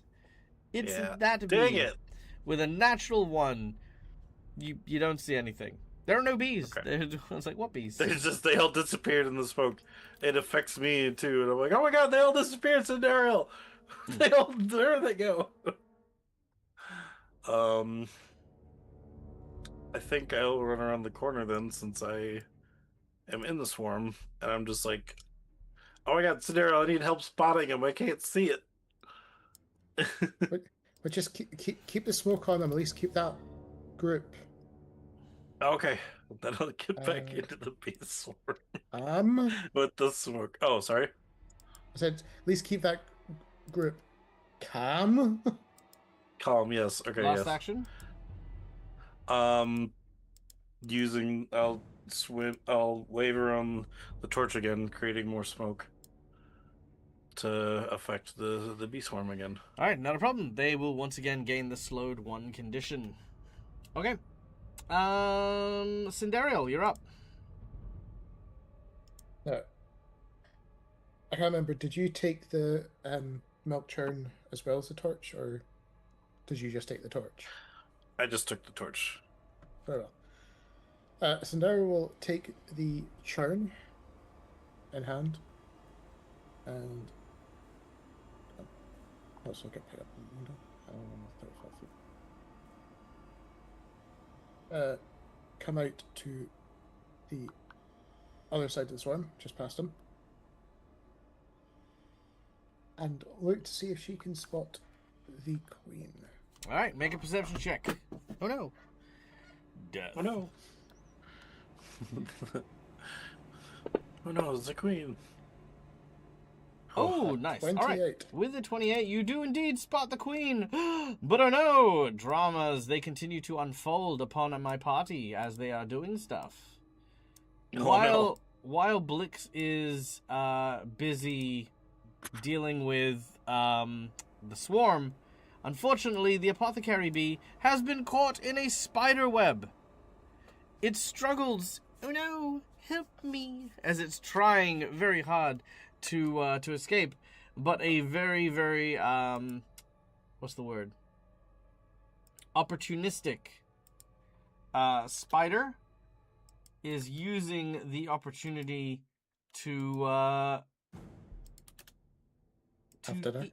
have dinner. Yeah. The only problem is this spider is about the size of a horse.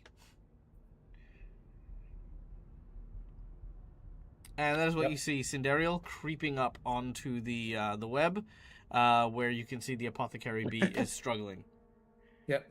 It's crawling up the side of like what looks to be a tree. Yeah. Sandara will just be, Blex, forget that swarm. We need to take out that spider before it eats our prize. If you're gonna eat somebody. Or we don't get any or you don't get any honey. This place isn't gonna not get honey. I'm gone. Yeah. I don't know. Okay, so it was move, perception check. Well, it makes sense. So assuming Sandaro's still got 1 action remaining. Yes. Yeah.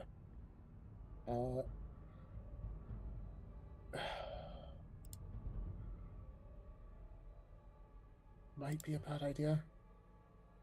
But stepping up beside the spider, can I have her draw the longsword as well?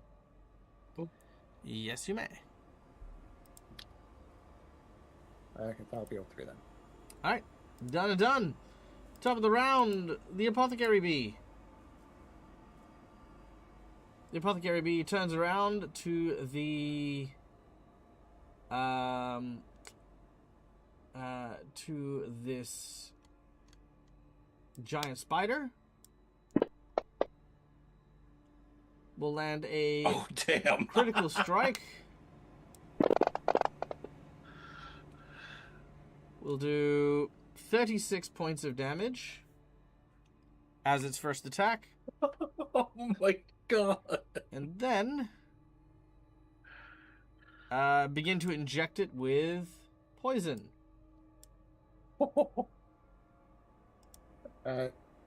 You did that damage. Oh, sorry, yeah, that's the bee, yeah. Sorry. What's that? I was thinking it was the spider attacking the bee. No. The bee's attacking the spider. It's just that's why I was like, oh my god. Yeah, it's just that point in That's the night for me. strong as bee. Second attack. Here we go. Hiya. If he kills the spider right now. Oh, it missed. Okay. And with its third action, it will sting it again. And it'll miss. Okay. Cool. The spider did not like that. The spider's like, shit. yeah. Oh. The spider is poisoned. The spider sees the threat coming and tries to use an intimidation action to ward you away. So yeah, it's just gonna hiss at you. Can't wait. This is my food. Basically, in a nutshell. He is not intimidating at all, but he's basically looking at Cinderial and just, go away. And is then gonna web Cinderial to try and keep you away. Oh. Alright, you have been sticky webbed. As you are now you're now webbed, which gives you the immobilized trait. Ha ha ha ha ha. He is now going to turn his attention onto the apothecary bee as he goes to bite it. He bites the apothecary bee. Oh no! For 17 damage. The apothecary bee must make a fortitude save. It does. It succeeds, meaning it is not affected by the poison. The bee swarm uses its 2 actions to sting Blix. Blix, I need 2 reflex saves. Oh no! 20. Right. That is a success, which will only halve though, because it's not a critical success. That's fine. That is 1 damage. Ouch. Second one. That is a 25. Also a success, but not a critical success. Yeah. That is 2 damage. Ouch. And I need 2 fort saves from you as they're stinging you. Oh gosh. The bees! Oh no, it tipped over. 19. That is fine. And 1 more. Also fine. Same number. You're good. Alright, Blix, you're up as you're being stung by bees. Just little swelling bits that are starting to pop up everywhere. He's just like, bee swarm! Protect the queen! As he charges the spider with his torch. 5, 10... Oh wait, 5, 10, 15, 20...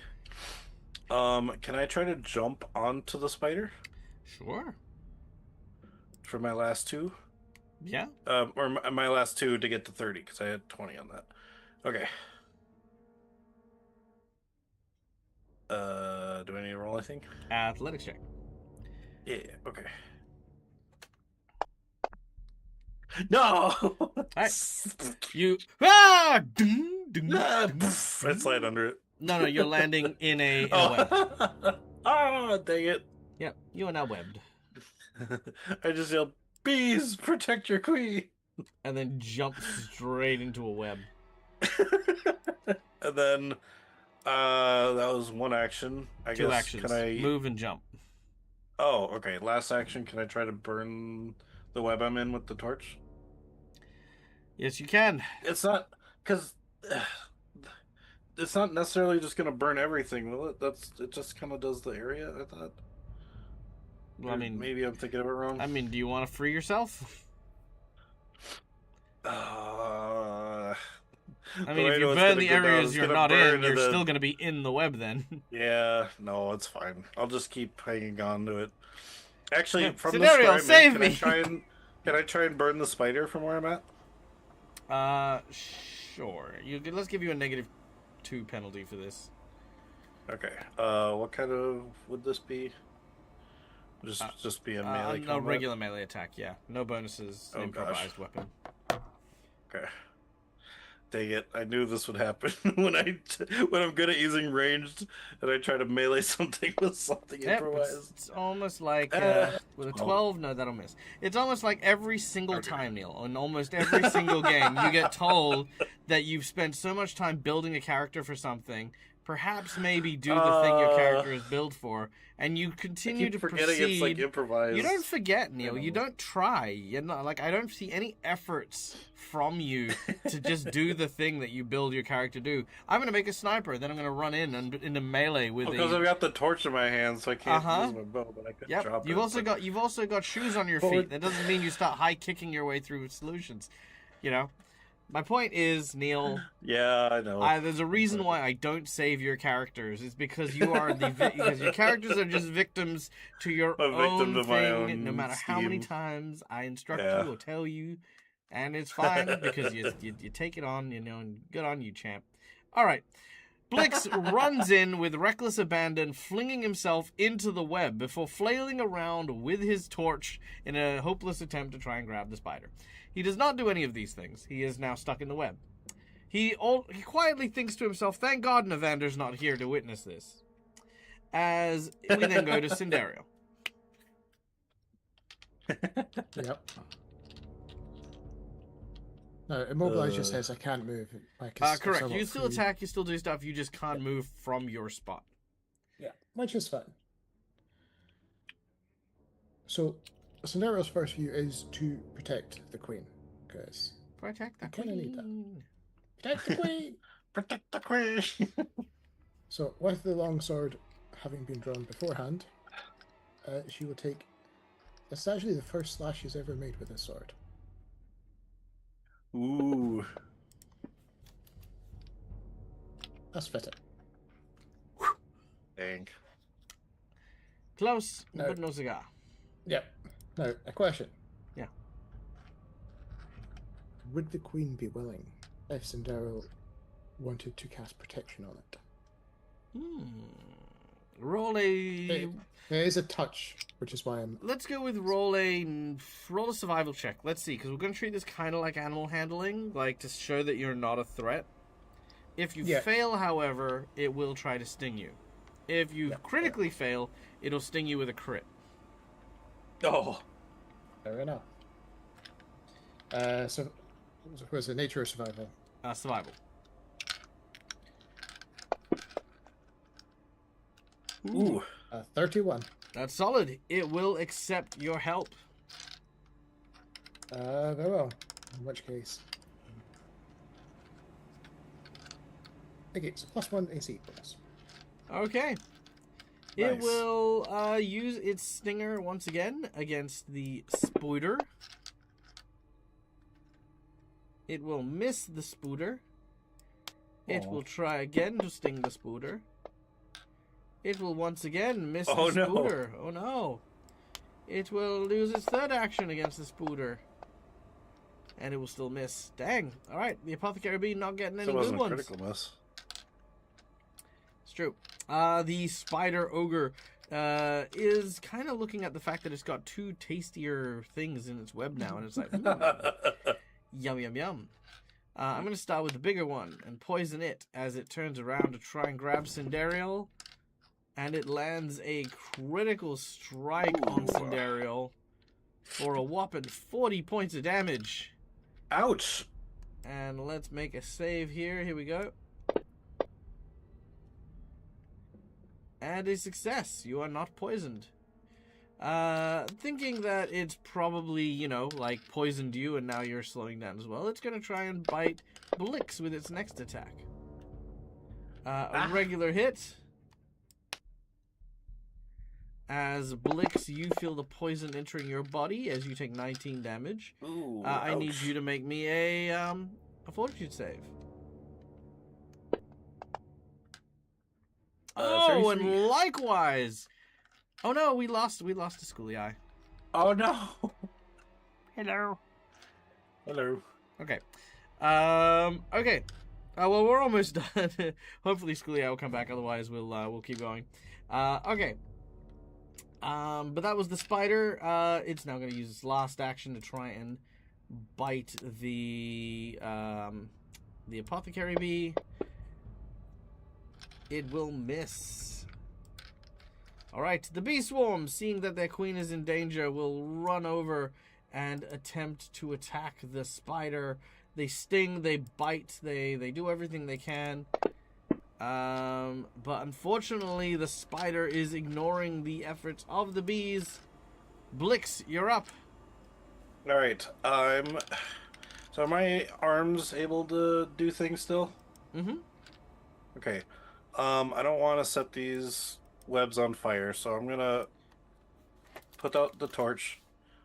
I don't know if that's an action or something, How do you intend to but put out the torch?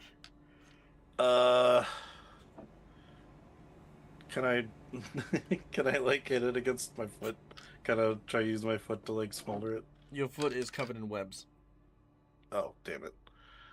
All right. Do you want to just throw it away? Away from the webs, yes, Yeah, please. throw it into a puddle. Yep, cool. Yep, well. Yeah, You puddle. throw it in a puddle. Fine. Yeah. There you Okay. go. Done. And then I will. I What guess will I'll you- take out my bow and try to shoot the spider. Take out your bow. Try to shoot the spider. Let's do it. And I'm guessing that'll be all three of my actions to do so. Wajah! All right, that's a 34. hit. Heck yeah! Oh, I didn't do my one thing, but that's fine. And with that shot, you shoot the spider dead. Yeah, you see that? Scenario? Cinderio Cinderio. passes out. Oh god, no. Scenario. Yeah, Cinderio didn't see it, unfortunately. Sorry, Schooly Eye wasn't here, so Cinderio didn't see it. No one saw you kill the boss spider. I'm a bitch. All right. Son of a bitch. Son of a bitch. All right, taking down yourself. You eventually like cut yourself free using the arrowheads and can see that the swarm is like trying to keep away from the queen because this queen is still stuck in the web. All right. I'm gonna grab the milk jug, and I'm gonna be like, "All right, don't worry, we are not here to clamp." Okay, so he's gonna sneak up and just grab it. Okay, With make a survival check.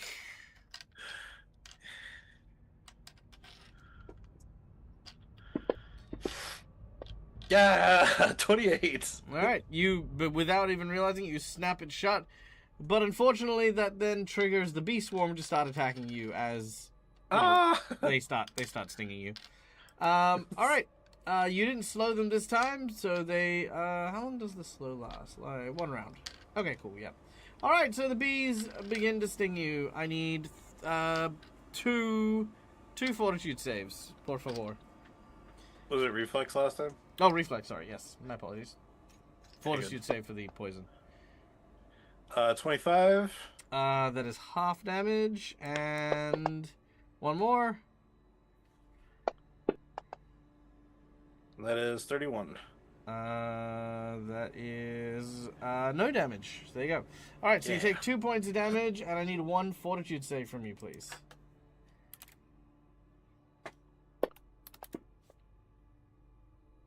26. Yeah, you're doing okay. All right, the bees are following you and stinging you. What are you gonna do? Ah! I gotta go find. Oh, my torch is all wet now. Can I go?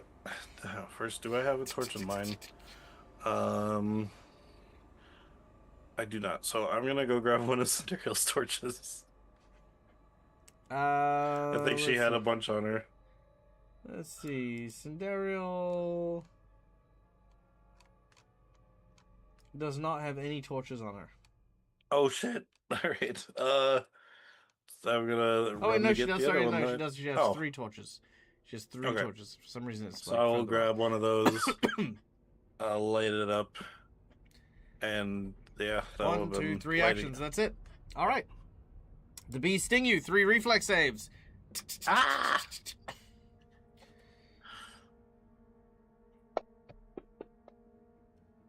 27. 27. That is gonna be no. That is gonna be. Hold on. Yes, that's gonna be no damage. Oh, nice. Okay. And again. Then the second one. Ah, That's gonna 20. be half damage.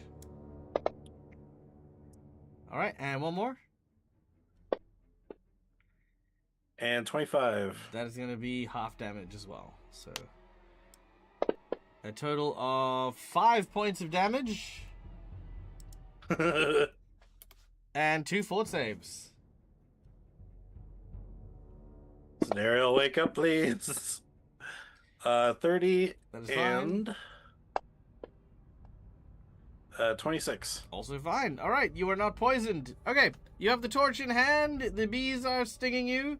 Sindariel has fallen into the water. Dang it, now I gotta save some Daryl from the water. Oh no, Sindariel's No. fine from. Sindariel's Okay, good. fine in the water.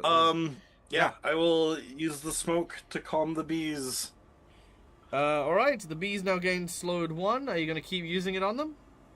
I don't know if it stacks. I'm gonna then, with the bee in hand, start moving back towards Sandpoint.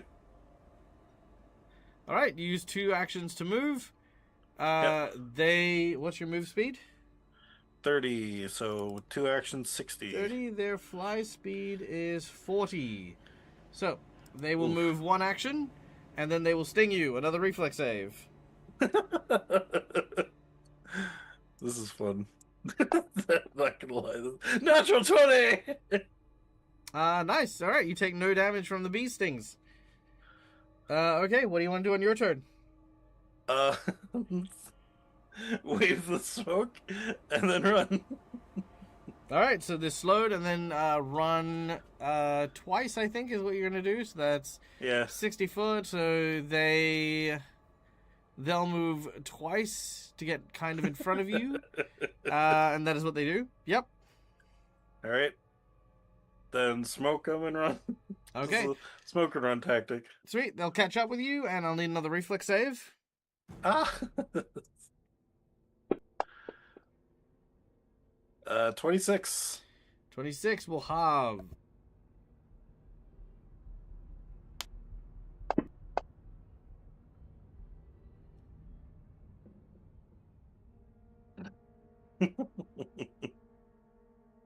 Oh, and then the fort save. Oh, that was almost that 20. 28. Okay, yep, so you're fine. You take 2 more damage. Okay, so they're still stinging you. What do you do, Neil? Just keep running until you get back to town? No, you know what? For now, I will just set the milk carton on the ground, and I'm gonna try to find some water I can dive into. Some water you can dive into, eh? Well, let's find out where you are. So, Sandpoint's over here. You guys are here. So you'd be heading for the river. Yeah, okay. There's a river about 10, 15 minutes away. Oh, God. That's not that far, man. A 10, okay, 15 true. minute, yeah, that's like nearby. You can hear it from here. I know, but through the amount of stings I'm getting, like, ah. You know what? Sure. Yeah. Hopefully, maybe Cinderia will find this. I'll know where it is on our way back if we ever come back to here. I should remember where the spot is. It's on the road. And yes, I'm gonna run for the. I'm gonna run for the river. Okay, you're running for the river. Okay, which means, let me calculate this. So, we got 10 minutes. Each minute is 10 rounds, which would be 5 attacks. 5 attacks over the course of 10 minutes would be 50 attacks. God, rolls. Okay. All right. Well, thank God you're back, Cinderia. Yeah. Well, I heard that. Yeah, I heard you were running, so I am. okay. All right. So Yeah, let's very make. timing for an internet blip. No, that's fine. Okay, so let's make. How many checks are we even making? We are making.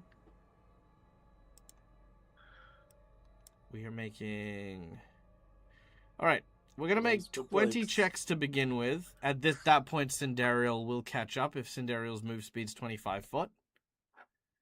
Cindero's move speed is more than 25 foot. Well, how far is it? Obviously, I got kicked out of Fantasy Grounds entirely. I lost. Oh no, that's fine. interest. Okay, I'll have a look. So I Cinderell's think move speed. I remember his 35, 30 or don't you? 35. Yeah. Red Elf, 35. I'm looking. 35. Okay, so in which case, 10 rounds. So you get 10. Sorry, 20 rounds, 10 attacks. Blix, I need 10 saves from you, please. 10 reflex saves. 10 reflex saves. Yes, please. 1. Uh-oh. Natural 1. That is a crit fumble. 2. That's a success, so that's a hit. 3. 30. Critical success. 4. Critical success. 5. That's a success. 6. That is a success. 7. Whoa. That's a success. 8. That's a success. 9. That's a critical success. And 10. That is a critical success. All right. So, from my count, you have 6 regular attacks and 1 crit. Sorry, 6 regulars that are halved and then 1 crit. So, 1, 2, 3, 4, Didn't 5, you say 6. 2 crits? Hold on. I'm going to do this first and then I'm going to halve it. Alright. You meant one crit fail. No, Oh. yeah, you crit failed, so they're gonna, yeah. So, Yeah. 37 halved is 15, 16, 17, 18. 18. So 18 points of damage from the series of regular attacks. And then a critical strike as Cinderella arrives. Which is 7 damage. Oh, Which is just just enough. to the... Just enough to knock you out. As you run and you There's the river. There's the river. no, you're still a bit away from the river, so Oh. you've only run for the last 2 minutes. So you're nearly at the river. You're just short of halfway to the river. Cinderella, you've gotten up and you've sprinted after Blix. You see Blix go down, and there's this swarm that is now.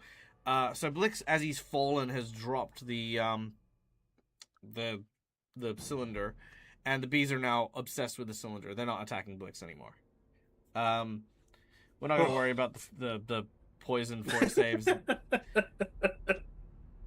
Actually, we're going to give Blix a condition here because I feel like the reckless abandon should be not punished, but it should expand upon the world of I'm Blix. allergic to bees. No, you're allergic to poison. Oh no! Yeah, so you're now going to permanently gain a weak 5 against poison. Oh damn it! All right. Okay. Maybe a weak 10. Obviously, I'm still. Yeah. Oh no! But it makes it very interesting because obviously, doesn't Blix struggle with? I suppose you weren't actually bleeding, but all those little pinpricks as well. Yeah. All right, Cinderella, Now what do I'm you do afraid as of you see? bees. What do you do as you see the unconscious Blix? She will pull them away from the hive, especially if they're like circling around the milk churn in question and not basically Yep. just focusing on it. Yep. To be able to tend to him. Okay. Basically Easy enough to help tend to us. his wounds. I think you've got the skills and the spells and stuff like Yeah. that. Blix, you eventually come to. You're very swollen.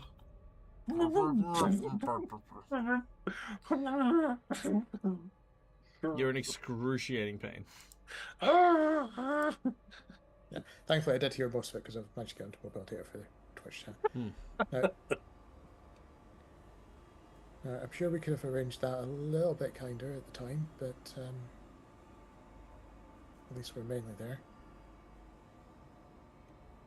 Now, what was your plan after we got this far, Lex? I'm assuming you weren't planning to take the Queen into the water with you, were you? No, I was thinking maybe putting the queen down and running faster. They would just swarm the container, but then they chased me, and that part wasn't planned. And I just had to find some water to try and get into because I would assume they couldn't go below the water. So maybe I could get away, and I almost made it. I was that close. I was that close. Ugh. Okay, No. so what do you think we want to do now? We still need to get this. Wait till they're no longer mad, which could be a while, but do I you think have any it's wind would it be magic? would it be fair to say that Cinderella knows we potentially need the colony to follow to actually set? So we actually want these bees to follow us. Mm-hmm. So to Plexus. So, if you want the bees to follow you, the better answer would be to have one of you spend 3 actions or 2 actions to stun them, while the other person moves the beehive. Yeah. That way, they're only ever moving at 1 speed. So both of you spray once, move twice. Spray once, move twice, and that way they're only moving once each round. Yeah. Spray what? Okay. Smoke. The smoke. Oh yeah, I was like, we were spraying smoke. We were just engulfing them in smoke. Yeah. Well, I Yeah, mean, I'm thinking okay. about like the smokers that they actually use. But yeah. Yeah, Okay, yeah. with that in mind, you begin to make your way trailing back to the town, eventually returning to the apiary with the cylinder. He's very impressed that you guys have managed to come through, and you haven't actually attacked any of the bees. That's impressive. He opens up the jar and is actually shocked to find the apothecary bee. He's like, oh my god, this is like a 1 in a million find. Like, how did you find this? Oh, you are so bitten. The apothecary says, here's some ointment. It'll help soothe the it'll help soothe some of the stings. But he says this is more than I could have asked for. I'm not going to only just be able to rebuild, but I mean, with the right conditions, I might be able to even help repopulate the apothecary. Congratulations! By completing this task, you have now returned the use of an apothecary and the ability to buy potions to this town of Sandpoint. Because as you guys remember, with Pillbug having been outed as working for the Midnight Dawn, he had to shut up shop, so you had no apothecary, you had no potion seller. So now the beekeeper is now serving as the town's potion seller. As a reward, he will give you 3 healing potions of the level 12 variety. Ooh. And this will be for each of your party members as well. You also have a infinite supply of honey should you require it. It'll also be provided to the orphans, who now view Cinderella even more positively as before. After about a day or so, the others eventually make their way back into town. They haven't done anything in the dungeon. They kind of saw you guys fall and sort of tried to figure out their way around. And I'm going to say they haven't really explored too much else. They just kind of decided, well, let's head up and, try to walk our way out. Just, stop by the goblins and talk about Blix and stuff. But yeah, they'll eventually catch up with you guys in town. And that is where we'll come back next week for more of our adventures. But thank you to Cinderella and Blix, and congratulations on overcoming the beekeeper encounter, as well as, of course, the encounter involving the arson demon. Hopefully we'll get to see some more stuff like that, stuff of that happen later on. So, yeah, great freaking job, guys! Hell yeah, that was awesome. Yeah. And Blix, yep, we now have... Let's write this down before we forget. Weakness 5 to poison. You guys are level 7. Sure. Week 5... no, week 10. I mean, how often is poison really in it? I can put that in the character effect, too, if you want me to. Done. There. It's right there for you. Okay. Alright, week 10 against poison means anytime... Yeah, you're now allergic to poisons. Oh, no. Alright. Okay, but guys... Thank you so much for joining us. My name is Michael. I'm the Dead Aussie Gamer. This is my place. This is my face. You can find it here a number of times during the week. We'll be back on Sunday for more of the Tyrant's Grasp, as well as the Gatewalkers AP, which we'll be doing later on this week. And then Monday, we will have No Place Like Home. For those of you who are also following the news at Paizo later on this year, there'll be some new Starfinder materials as well, so look forward to those as they come out. And yeah, we'll make changes and we'll do some cool stuff on Starfinder as well. But in the meantime, guys, stay safe, stay wonderful, be kind to each other, because why the fuck not? It's free. And until we meet again, game hard or die trying. Good night, folks.